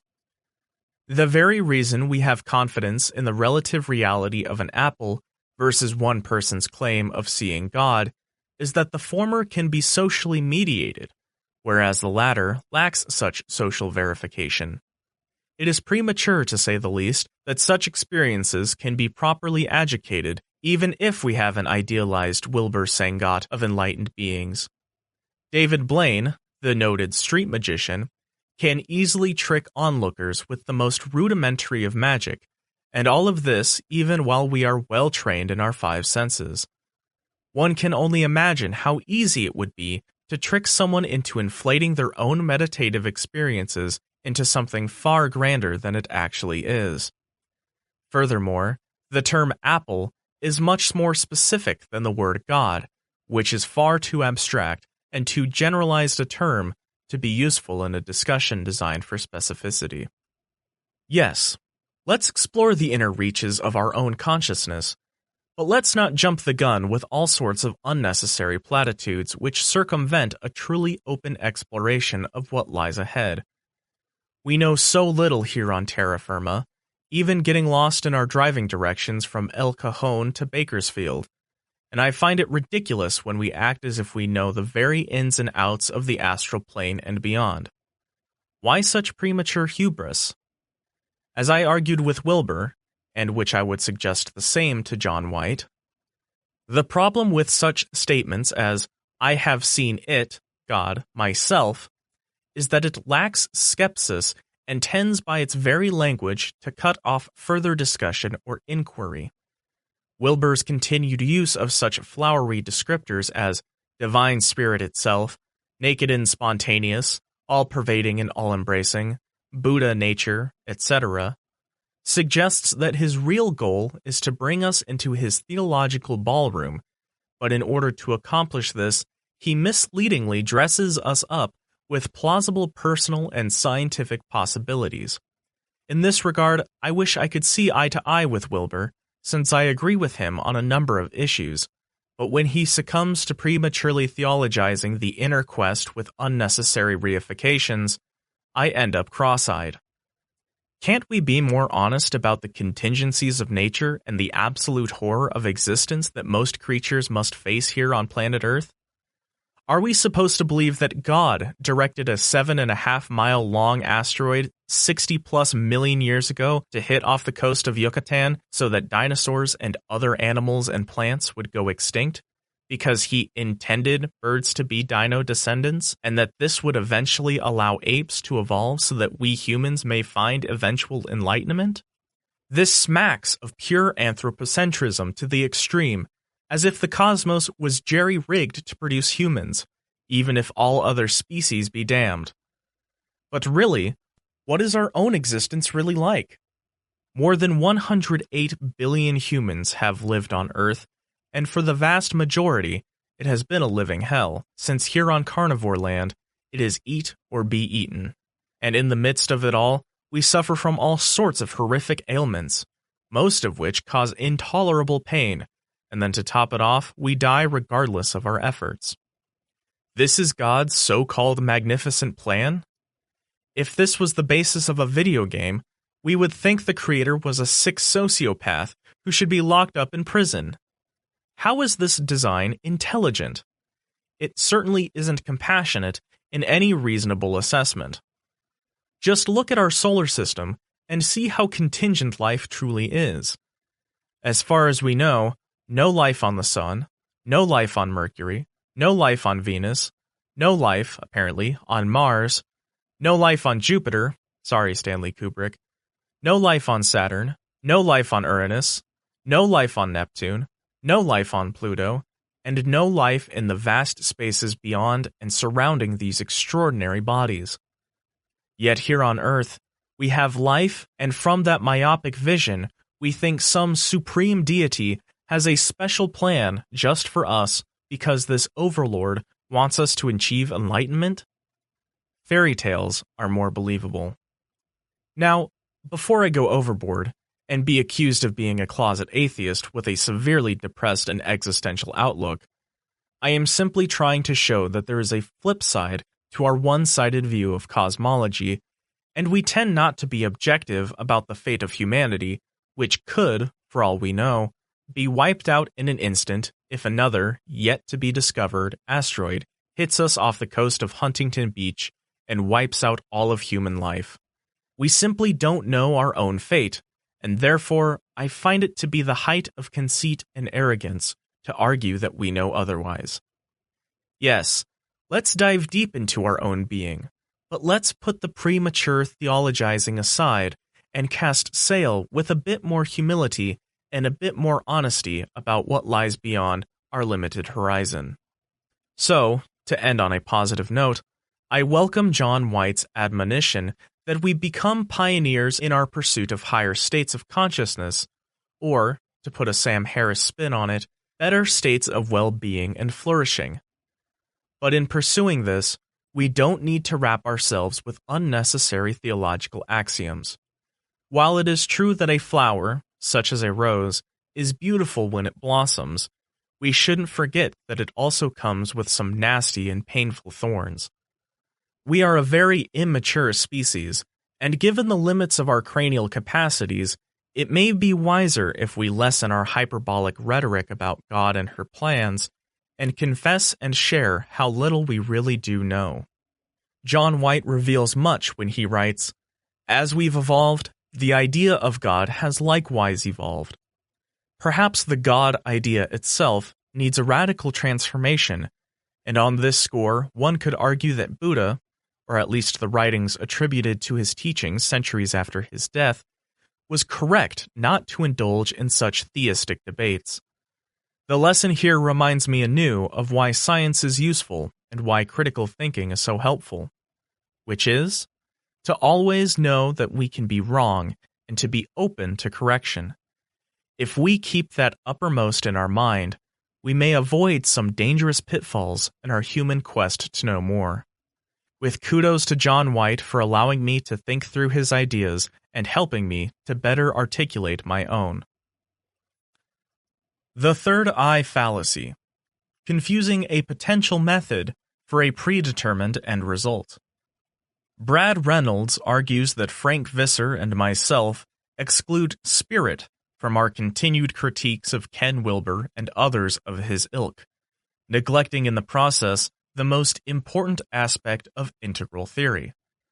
As Reynolds explains in Category Errors Galore, or Being Blind to the Integral Vision, authentic spirituality, in short, must be based on direct spiritual experience, and this must be rigorously subjected to the three strands of all valid knowledge: injunction, apprehension, and confirmation rejection, or exemplar, data, and falsifiability. It is only when religion emphasizes its heart and soul and essence, namely direct mystical experience and transcendental consciousness, which is disclosed not by the eye of flesh, give that to science, nor by the eye of mind, give that to philosophy, but rather to the eye of contemplation, that religion can both stand up to modernity and offer something for which modernity has desperate need, a genuine, verifiable, repeatable injunction to bring forth the spiritual domain. This is what I have been emphasizing about Wilber's work in my essays, A reality Visser Lane don't even deal with other than to dismiss these knowledge claims as being invalid and unnecessary. And, worse, Visser wants to emphasize that he thinks Wilbur is weak on his understanding of biological evolution, whereas in reality, Wilbur is offering so much more. So much more. First, these categories that Wilbur's has employed, drawing from the earlier theological ideas of Roman Catholic thinkers such as Saint Bonaventure, are not separate and distinct modalities. Anyone who does science uses the eye of the mind, or rationality, and the eye of flesh, or empiricism. The same can, and often does, hold true for philosophy as well. See the work of Patricia Churchland as just one instance. Moreover, we shouldn't reify these first two eyes as things in themselves, since they are simply a manner of speaking in which to focus our attention in a categorical fashion. But the most important point is that we are never absolutely certain about what either eye may find or discover, since it is open to constant flux, varying interpretations, and new vistas that get discovered when we augment our rational and empirical visions. Add a telescope, and the universe expands. Add a microscope, and we penetrate into a vast micro-world. The same holds true when we develop our rational modes of thinking, where Aristotle articulates rudimentary logic, where Euclid in his text Elements expands our understanding of geometry, where Newton in Principia Mathematica formulates a universal law of gravitation, where Planck provides a window into quanta with his work on black body radiation, where Turing gives us a new way of looking at computation, and the list goes on and on. The eye of flesh, or the eye of rationality, is expansive, uncertain, and is continually correcting, augmenting, and opening up to new ways of knowing. Given that this is what we already employ, this in our own lives, utilizing as we do these two modes of knowing, conjoined at the hip as they are, then it should come as no surprise that opening our third eye will also be one of discovery, one of adventure, and one open to a variety of interpretations. We shouldn't confuse the method of empiricism and rationality with a predetermined end result, since both inquiries are open-ended and allow for a multiplicity of findings and interpretations. Thus, the contentious issue I have with Brad Reynolds' repeated admonition about invoking the spiritual eye is that he invariably intertwines it with an already preset judgment, since he consistently uses uninspected terms such as spirit, God, divine reality, spirit in action, and so on. This is putting the cart before the horse. As I earlier critiqued Wilbur's nomenclature in Ken Wilbur's Eye, exploring the dangers of theological reifications, while Wilbur's argument, from a phenomenological perspective, makes eminently good sense, the danger in his approach is that he tends to fall prey to premature reifications when he uses such words as Buddha nature or spirit, as if such terms have already been universally accepted by all and sundry, which they have not. Moreover, he tends to confuse experience with its causation reality, forgetting in the process of how easy it is for anyone to be deceived or duped by how certain phenomena are produced. Ironically, Wilbur tends to invoke a naive realism when addressing a so-called shared reality. For example, he argues, when we perceive an apple and say, "I see the apple," and the brain lights up in a particular way, we do not conclude, the apple only exists as a brainwave pattern. It otherwise has no reality. No, we conclude that the apple is a real object in the real world, and as the brain perceives it, it lights up in various specific ways. While on the surface this seems evidential, the fact remains that what we could be mistaken about the perceived object, and on closer inspection discovered that it wasn't an apple, but a pear, or perhaps a 3D paper object which only appears to be a real fruit. I am belaboring this point because there is no absolute given, even in the sensory empirical world, which could not potentially be mislabeled or misinterpreted. This may seem like a trivial point, but I think it looms much larger than we might at first suspect when we enter into the mystical domain, which doesn't have the same overwhelming consensual feedback correctives, at least not yet. Even here, the cognitive scientist Donald Hoffman from the University of California, Irvine, would object to Wilber's key argument that we conclude that the apple is a real object in the real world. Rather, Hoffman would argue the exact opposite, suggesting that the apple has no objective, observer-independent features. Why so? Because the image at the eye has countless possible interpretations. The point here is an obvious one. The empirical eye is not a pure and unadulterated glimpse of the physical world, as it is, but rather a constructed opening with innumerable possibilities which depends on a number of environmental factors, outside itself, both internally and externally. The same, of course, holds true for the rationality. It is not a virginal glimpse into the world of logic, reason, and networked thinking, but it too is a pathway with innumerable byways. Both, needless to say, don't come with preset conclusions about what should or must be the case. Likewise, the contemplative, meditative eye is an opening, but one which has, to quote a famous story in Arabian Nights, many doors and windows, each of which carry their own interpretive matrix.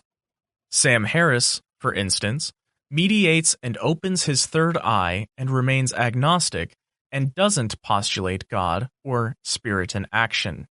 Swami Aghahananda Bharati spoke of a zero-point experience which he claims happened to him 3 times in his life. He suggested it was a potential for anyone, but argued that the language we use to describe it was too often fanciful and hyperbolic.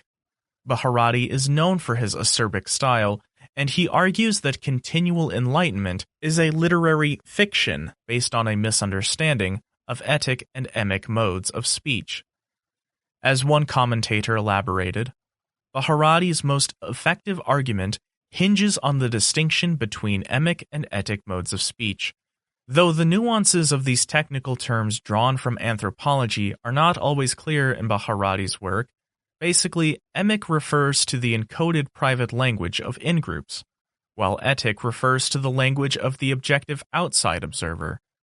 Bharati contends that the emic speech of Indian sadhus is governed by complex, unspoken codes that are rarely noticed, much less understood, by outsiders, no matter how clever or perceptive. One of the unwritten rules is that gurus must never acknowledge being in any state other than that of full realization. Master, how often do you enter that state of highest bliss and realization? My child, I am in that state even now. Bharati's claim is that because of the rules governing the speech of Indian mystics, the guru has no choice but to assert that he is always enjoying Satchitananda, even when he knows perfectly well that he is not. Further, according to Bharati's understanding, the very fact that the guru is exerting himself by speaking in public proves that he is not, in that moment, enjoying the state of enlightenment. If he were, there would be no motive to speak. Most importantly, from the emic perspective of insiders, there is no dishonesty in this claim to permanent enlightenment, despite the undeniable fact that it is objectively false. Bharati asserts that a dispassionate look at the evidence will suggest, though not prove, that enlightened states are by their very nature temporary. The great mystics are those who frequently enter transcendent states and make the cultivation of the zero experience the dominant focus of their lives. But no one is permanently in the state of highest illumination. The very idea that one can experience enlightenment 24 hours a day is the product of a too literal etic understanding of the emic speech of professional mystics, who not incidentally benefit from this linguistic confusion. the idea of an unmediated zero or non-dual experience is rejected by some as misleading outlooks on the matter. As one scholar elaborates, two of the main opponents of this claim are Stephen Katz and Wayne Proudfoot, who have argued from a constructivist perspective, maintaining firstly that the mystical experience is shaped only by various social and linguistic factors, and secondly, that no experience can be unmediated. The constructivist perspective is at odds with essentialism, which regards the mystical experience to have intrinsic value.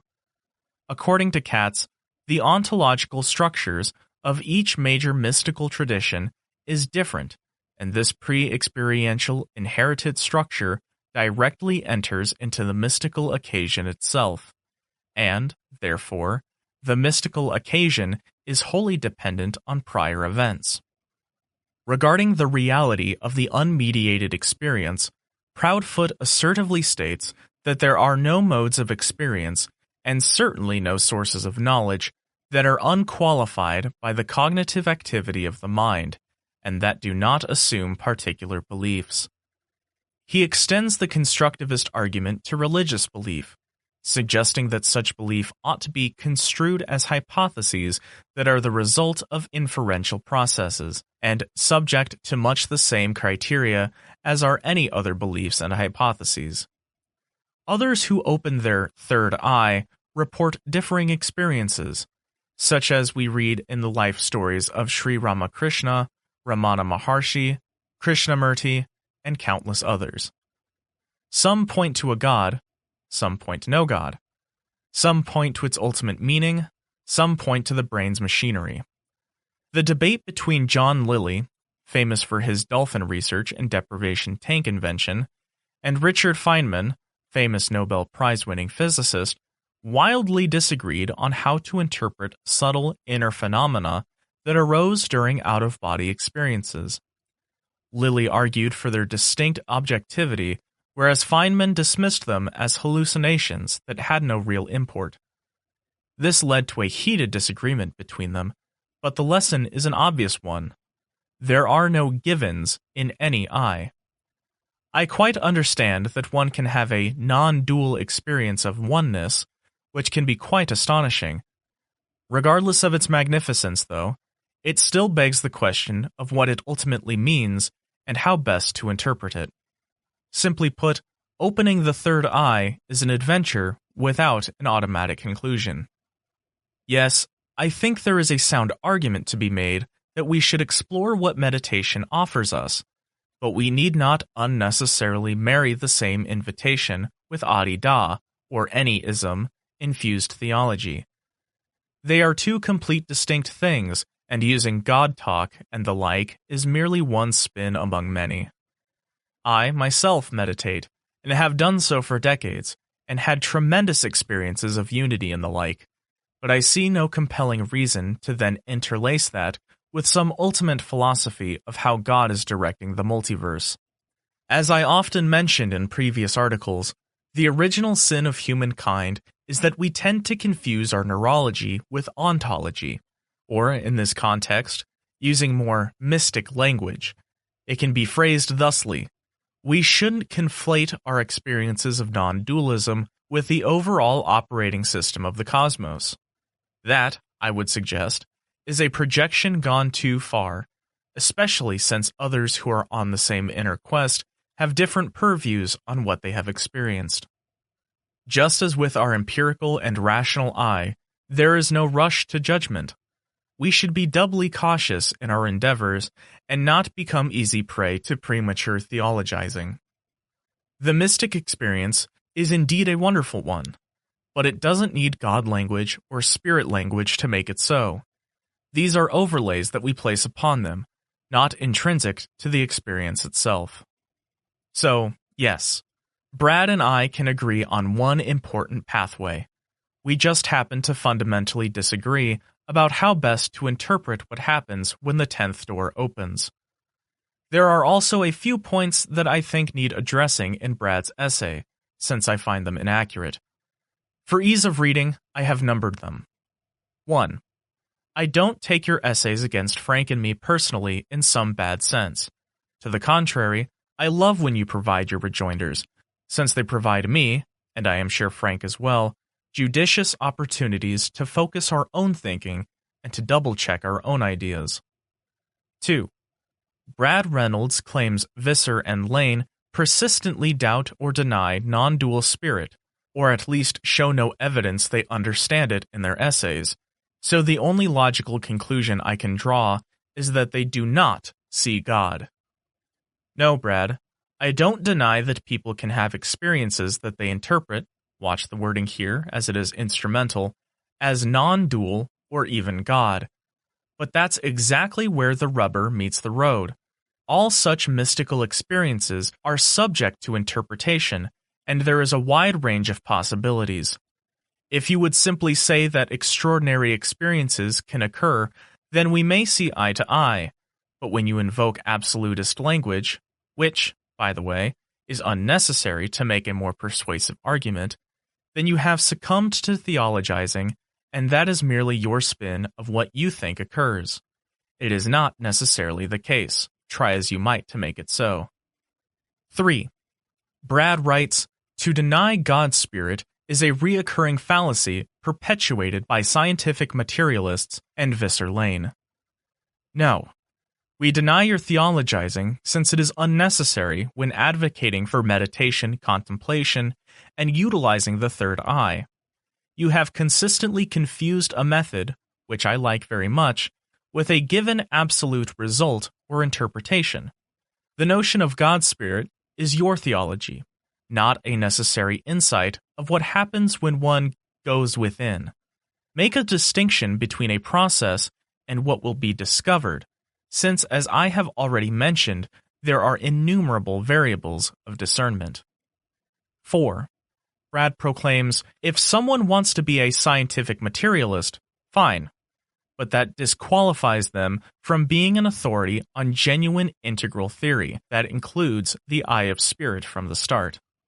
Actually, the opposite is true. The best critic of integral theory is the one that can show where and when certain parts of the mosaic are mistaken. This is precisely what Frank Visser has done in numerous articles where he systematically shows where, when, and how Wilbur has been mistaken in his presentation of the known facts in molecular and evolutionary biology. Any integral theorist worth his or her salt would welcome such criticisms, but Wilbur's continually balks at such, instead opting for a Trump-like defense of how much he really knows about evolution. PhD minus a thesis kind of rhetoric. Geez, it is really simple. Get the science right in the first place, then the patchwork of integral will actually live up to its name and retain some much-needed integrity. And opening the third eye doesn't mean that it is a God opening or a spirit opening. Those terms are overlays, interpretations, and others who have opened that same door may have completely different ways of speaking. Allow for that, and perhaps we can then have a reasonable discussion of supposed transcendental realities. Otherwise, it is just more theological mumble-jumble. 5. Brad alleges, nowhere ever do I see Visser or Lane understand this fundamental thesis of Wilbur's work, ever. Spirit is nonetheless fully present at each and every stage as the evolutionary process itself. It cannot be said much better or more clearly, in my opinion. Look at that phrase from Wilbur closely. It is axiomatic to the extreme and the very opposite of an open inquiry of the contemplative eye, which I have already mentioned proffers multiple interpretations. Yet, Wilbur doesn't say, let the adventure begin, and let us, like the scientists of the rational empirical eye, venture forth and be open to correction. No, he says categorically that spirit is present at each and every stage, without any caveats. Is this true? Can we have a different interpretation? Can he be wrong? This isn't integral in a good sense, but bad New Age sloganeering that does more harm to his agenda than good. This type of rhetoric is completely unnecessary if integral theory really is a theory and not merely a preset theology. Make integral theory open-ended and avoid the God talk language that strangles the transparency of the inquiry. 6. Brad reveals in a nutshell why I find his thesis dogmatic when he exclaims, "God is not a verifiable proposition, but the ground of all propositions, and thus God cannot pass the scientific quiz." Ah, how do we know this is true? We don't, except that Brad's, and apparently Wilbur's too, escape hatch is that we haven't opened our third eyes. But I beg to differ. I have employed meditation for nearly 5 decades, as have countless others in varying traditions. And guess what? Not everyone agrees. There are a multiplicity of interpretations, and some of them don't need a god or a supreme deity to make sense of the cosmos. Yes, let's definitely meditate and explore our own consciousness, but there is no need to hamper the proceedings with overwrought and mythic creeds. There is much more to explore and understand before we succumb to God talk. 7. My own guru in India once said to me and others, "Critics are our best friends." I think that this is a helpful piece of advice. Therefore, I think Frank Visser has provided Ken Wilber with a wonderful opportunity to hone his arguments and make a more reasonable presentation. The fact that he has lashed out instead, see his perversely weird Wild West episodes, speaks volumes about Wilber's insecurities. I like Ken Wilber. I enjoy his books. I've learned much. But each thinker is better served by his critics than by his sycophants. This reminds me of an international conference my wife, Dr. Andrea Diem, and I attended back in 2014 at the Dial Bagh Educational Institute in Agra, India. We were both plenary speakers, but my wife gave what I considered a much more insightful talk, given that she has a deep background in doing visual perception research with Professor V.S. Ramachandran, the famous neurologist who had done pioneering work on the phantom limb and other mysteries of the human mind. Interesting side note here, which I have mentioned before, Ramachandran's mother was a devotee of Ramana Maharshi of South India. Andrea's talk was on the cerebral mirage and how the brain is a trickster in ways we have difficulty comprehending. She was very clear that if we can so easily be duped by the empirical and rational eye here on terra firma, we should be doubly on guard when exploring the mystical realm. Her talk was well received, especially for a community deeply devoted to spiritual practices. Here is a long but pertinent excerpt from The Cerebral Mirage that dovetails with much of what I have written here. All this serves as a necessary prelude to understand the inherent difficulties in developing a robust science of mysticism. All too often, the mystic quest wants to bracket away the physics of awareness, neglecting how and why consciousness emerged as a virtual simulator to better map out future competitive strategies and thereby increase its survival rate. More importantly, the inner journey isn't a pure and unadulterated glimpse into higher realities as such, since what we experience within is also bounded by a whole series of poorly understood pathways. If our brains evolved to neurally trick us so as to better help us make immediate judgments and future predictions in order to live an extra day, then we should be doubly cautious with what magnificent tricks it has in store for us when we penetrate into different realms of awareness. Just as Columbus was mistaken in his map-making when attempting to find a new and perhaps faster route to the east, only to discover hitherto unknown lands, the spiritual aspirant should also be wary of prematurely confusing a preset cartography for the real territory. Interestingly, a number of mystics have also been aware of this danger, and spiritual literature is replete with warning neophytes about not succumbing too early to seductive visions and experiences one achieves within meditation. Ironically, mature skepticism, a cornerstone of science, is also regarded as a virtue in certain interior pursuits, since mystics, like their scientific counterparts, realized early on that much of what transpires within is also illusory. Being skeptical shouldn't be confused with being cynical. The former is a process of actually gathering more, not less, information, whereas the latter is a way of restricting new and unexpected data by twisting its value before allowing it to settle in. The mystic, in this context, is indeed a skeptic, never taking for granted that which arises to be the totality of what is, but rather always looking behind the screen for the deeper explanation. This invokes a natural humility in such a seeker, since he or she know, a priori, that whatever is discovered is never the ultimate as ultimate, since it is a never-ending quest that always increases one's sense of the infinite. Crudely, we are like wayfarers who stand on the seashore, who at first can only see 50 yards out to sea because of a dense fog. But as the sun begins to penetrate, our vision of the horizon increases minute by minute. Likewise, the more we understand the limitations of our purviews, the more willing we become to transcend them with ever-improving vistas. This is why the mystic scientist Nicholas of Cusa long ago argued that the way of knowledge is, paradoxically, through the way of ignorance. Science has made tremendous progress exactly because it is predicated upon being potentially wrong in its map-making, and thereby allows better-informed cartographies to replace what has come before.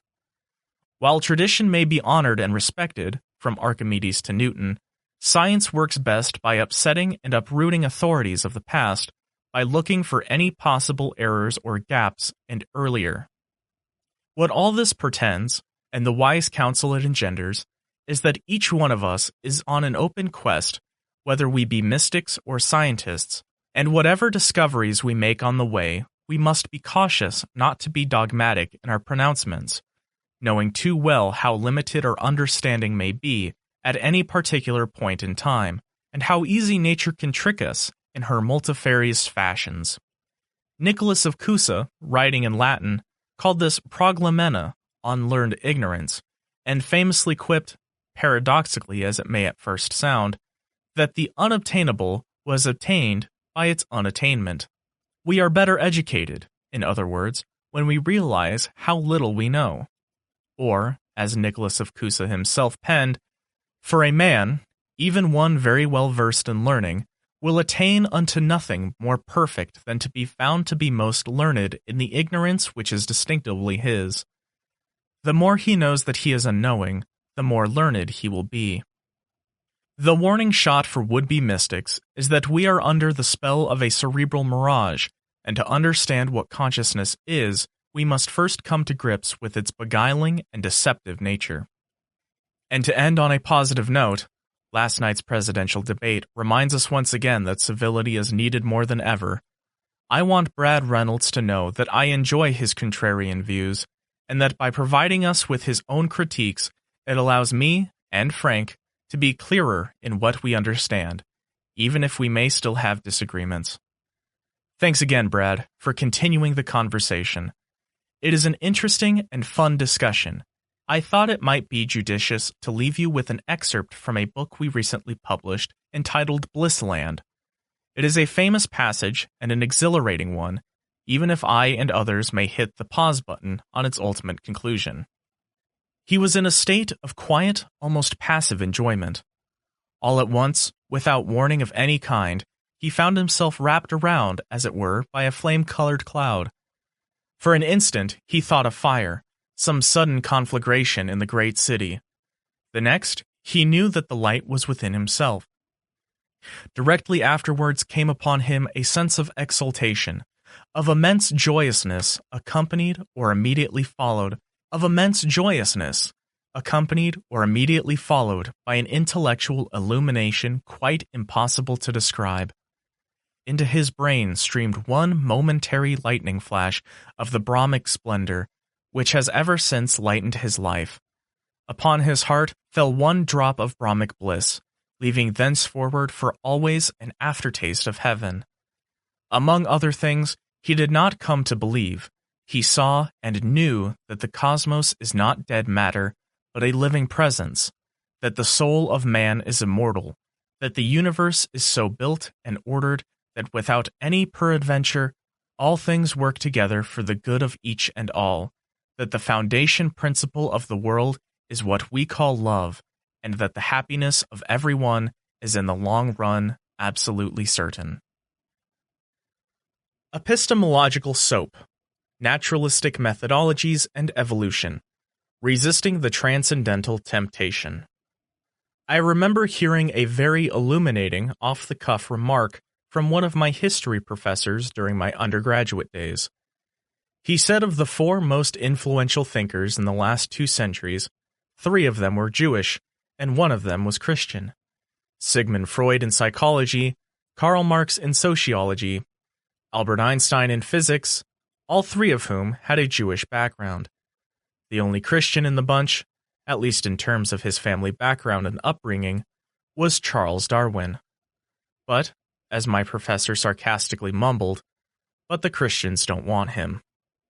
Of course, my professor's comment is a bit of an exaggeration, but it does underline the controversial work of Charles Darwin, especially as outlined in his most famous book, On the Origin of Species, 1859. However, I think even the most strident creationist will be hard-pressed to not find Darwin a very likable and agreeable personality.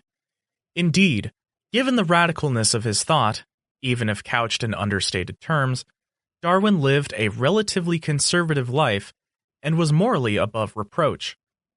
My old mentor, the late Dr. Bennett Berger, professor of sociology at UCSD, often said that the key to understanding any thinker is to discover precisely what was bugging him or her, what he called their metaphysical pathos. In reading Darwin's short but exquisite autobiography, it wasn't very difficult to discern what was troubling him. He wanted to understand how nature worked, without unnecessarily resorting to a religious explanation. This, I believe, is the key to understanding Darwin's agenda in grappling with the world at large. Can we understand the evolution of life without resorting to trans or metaphysical concepts that appear, at least on the surface, recalcitrant to empirical verification? Darwin's colleague, Alfred Russel Wallace, didn't think so, particularly when it came to the human mind. As Stephen Montgomery explains, Darwin and Wallace also disagreed on human evolution. For Darwin, all aspects of humans, including the emotions, conscious mind, and intelligence, could be explained by natural or sexual selection. By the late 1860s, Wallace had become a spiritualist, and perhaps linked to this, began to reject evolutionary explanations of human intelligence and abilities, invoking the unseen universe of spirit. This, he claimed, had intervened in the normal run of natural selection 3 times, at the creation of life, the introduction of consciousness, and the generation of man's mental capacities. Later in his life, Wallace also believed in teleology, the idea that the development of the universe has had a direction, and that direction is towards the perfection of man. There are suggestions that Wallace also applied his teleology to evolution. Darwin was clearly a bit perplexed by his former ally's new views, and at one point wrote to Wallace pleading with him not to kill our baby. I think it is important to distinguish methodological naturalism from a philosophically absolutist position, since trying to ground all things down to the empirical realm and testable realm is a practical process and doesn't necessarily mean that nothing else exists beyond what we can scientifically discern. Too often, the practicality of the scientific method gets conflated with ontology, and because of this, religionists and others resist the very real benefit of what hardcore reductionism has to offer. Simply put, wielding Occam's razor or Hume's maxim or Laplace's dictum doesn't then mean that only simple things exist, but rather that before building any future scaffolding, we make certain not to leave the ground floor wanting because of our hurried inspection. Thus, while I enjoyed Joe Corbett's latest essay, Trans-Darwinian Evolution, and can appreciate that one can indeed speculate about non-local influences and how such could play a role in morphology, I don't think we have fully exhausted all of the here and now physical influences that have shaped evolution's past, present, and future. For instance, it is only in the past 3 decades or so that Darwin's theory of sexual selection has been properly reconsidered and is now regarded as elemental along with natural selection in determining the genotype-phenotype of future replicators. I don't see the pressing need, at least not yet, for invoking involution, eros, morphic resonance, or akashic fields, particularly when much more mundane mechanisms may be operative. Genetic drift, for example, helps explain how genes that are not fit may be passed on simply by random chance or because they are neutral, neither adding nor detracting from the genome. Cooperation versus competition, coevolution for mutual assistance, and survival has also shed a clearer light on the field. Neo-Darwinism isn't stuck to a 1930s-1940s synthesis, as anyone conversant in the field knows, especially with the advent of advanced computational simulations and our deeper understanding of fossilized DNA. Almost every month, if not weekly, a new discovery is made in molecular biology that advances our understanding of how evolution works. It is not a static field, and thus it is important to keep up to date on the latest findings, lest our critiques lag decades behind. For example, just recently, Science Daily reported one solution to the chicken and egg dilemma, explaining a pathway how erstwhile genetic parasites can be silenced or turned on in order to keep the genome's integrity intact. As the Daily elaborates, one important pathway that maintains the genomic integrity of animals is the pi-RNA pathway. This system is active in germ cells and utilizes small snippets of RNA, so-called pi-RNAs, which fit like mirror images onto the transcripts of selfish sequences and thereby initiate silencing with their associated Argonaute proteins. The Brennecke lab at IMBA has been rigorously exploring these RNA-based self-defense mechanisms in fruit flies, using cutting-edge next-generation sequencing. The source of pi-RNAs is within silenced regions containing the selfish elements. This organization established an evolutionary chicken and egg dilemma. How could pi-RNAs be generated from the very regions that they silence? In their current Nature publication, Brennecke's lab not only solve this enigma, but also describe a completely new mechanism for gene expression. The newly discovered pathway is centered around a protein called moonshiner. Moonshiner is related to basal transcription factors and interacts with rhino, a protein bound to heterochromatin at the selfish genes. Rhino recruits moonshiner to the heterochromatic region, and moonshiner initiates assembly of the RNA polymerase II pre-initiation complex that catalyzes the transcription.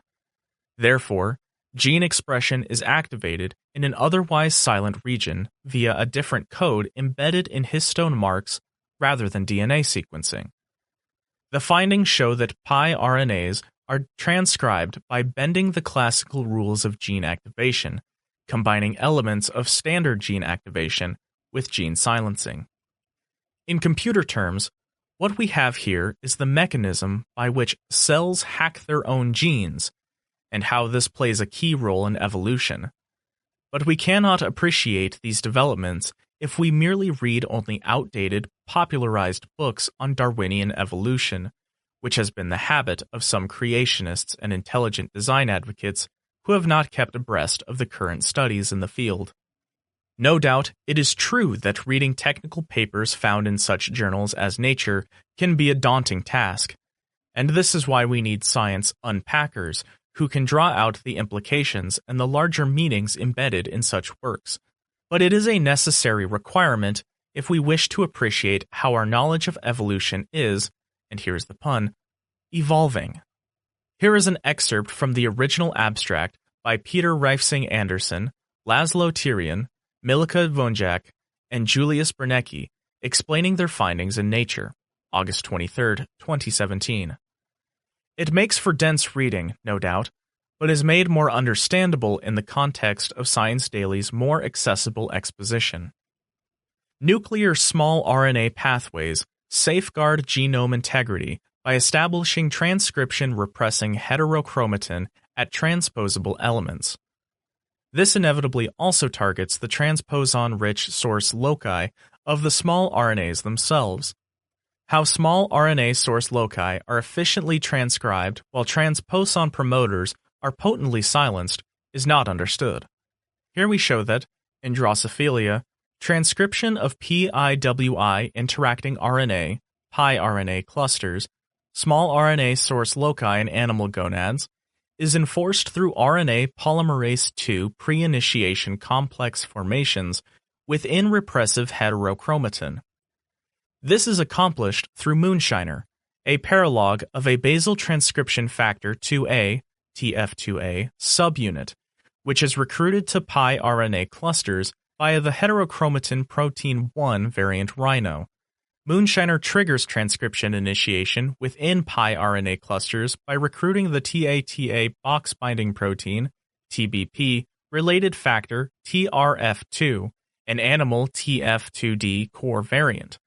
Thus, transcription of heterochromatic small RNA source loci relies on direct recruitment of the core transcriptional machinery to DNA via the histone marks rather than sequence motifs, a concept that we argue is a recurring theme in evolution. Notice that the authors in the first and last sentences explain succinctly why their specific study is important, because it shows how small pathways safeguard genome integrity, and this is a recurring theme in evolution. I don't think we have fully exhausted all of the physical influences that have shaped evolution's past, present, and future. I bring this up because I don't see why we need to succumb to the transcendental temptation quite yet, especially when breakthroughs, as the one mentioned above, are continually occurring in molecular and evolutionary biology. Take as another example the contentious issue surrounding morphology, where some New Age thinkers believe that something supranatural is necessary to explain how certain physical shapes and forms develop over time. Recently, scientists at Nagoya University, who have focused their attention on positional diversity of the hind limb in tetrapod evolution, discovered the gene and protein that are necessary for determining the hind legs in tetrapods. Their findings were published in Nature, Ecology and Evolution, July 31, 2017, and explains that elucidating how body parts from different primordia are integrated during development is essential for understanding the nature of morphological evolution. What they uncovered is worth reading, even in its technical details. In tetrapod evolution, while the position of the hind limb has diversified along with the vertebral formula, the mechanism responsible for this coordination has not been well understood. However, this synchronization suggests the presence of an evolutionarily conserved developmental mechanism that coordinates the positioning of the hind limb skeleton derived from the lateral plate mesoderm with that of the sacral vertebrae derived from the somites. Here we show that GDF11, secreted from the posterior axial mesoderm, is a key factor in the integration of sacral vertebrae and hind limb positioning by inducing Hox gene expression in two different primordia. Manipulating the onset of GDF11 actively altered the position of the hind limb in chicken embryos, indicating that the onset of GDF11 expression is responsible for the coordinated positioning of the sacral vertebrae and hind limbs. Through comparative analysis with other vertebrate embryos, we also show that each tetrapod species has a unique onset timing of GDF11 expression, which is tightly correlated with the antero-posterior levels of the hind limb bud. We conclude that the evolutionary diversity of hind limb positioning resulted from heterochronic shifts in GDF11 expression, which led to coordinated shifts in the sacral hind limb unit along the antero-posterior axis. What this study and others like it point out is that we are still in the adolescent stages in explaining the various microphysical processes behind evolution and its varied pathways. No need to rush in Eros or angels or God into the proceedings quite yet. In the upper division science and religion classes I used to teach at California State University, Long Beach, I often made use of a silly but useful analogy. Whenever my old 36-foot rough water boat breaks down, which is more often than not, given that it is 40 years old and looks like a stand-in for the boat on the old television series Gilligan's Island, I always look at the engine first. Now, it could well be that the boat has been taken over by Neptune's neglected wife, Salacia, who, in her rage, has taken possession of my boat and its navigation. But, practically speaking, I tend never to invoke seafaring gods when trying to get my boat back on track to Catalina. Likewise, it may well be that there are superliminal forces at play in evolution, but before we rush in where angels fear to tread, I think we are better off focusing on the empirical arena before prematurely jumping across the bow in search of mermaids. If integral theory has any potential merit, then it rests on how well we have fully examined the specifics of each and every particular level. Thus, contrary to what some may believe about science, naturalistic methodologies, and intertheoretic reductionism, do not in themselves preclude the transcendent or potential metaphysical explanations. Rather, they should be likened to epistemological cleansers, which wipe away unqualified candidates that cannot withstand rational scrutiny. They are, in a metaphorical way, the tools of science for not jumping nature's ship too quickly. Yes, it may well be that there is more than meets the empirical or rational eye, to invoke Wilbur's parlance, but before we invoke our third eye, we better make really sure that we have fully used our senses, both physical and mental, to the very best of their ability. Otherwise, we will inevitably commit the most egregious of Wilburian fallacies, confusing the pre with the trans. False facts are highly injurious to the progress of science, for they often endure long. But false views, if supported by some evidence, do little harm, for everyone takes a salutary pleasure in proving their falseness, and when this is done, one path towards error is closed, and the road to truth is often at the same time opened. Charles Darwin, The Descent of Man.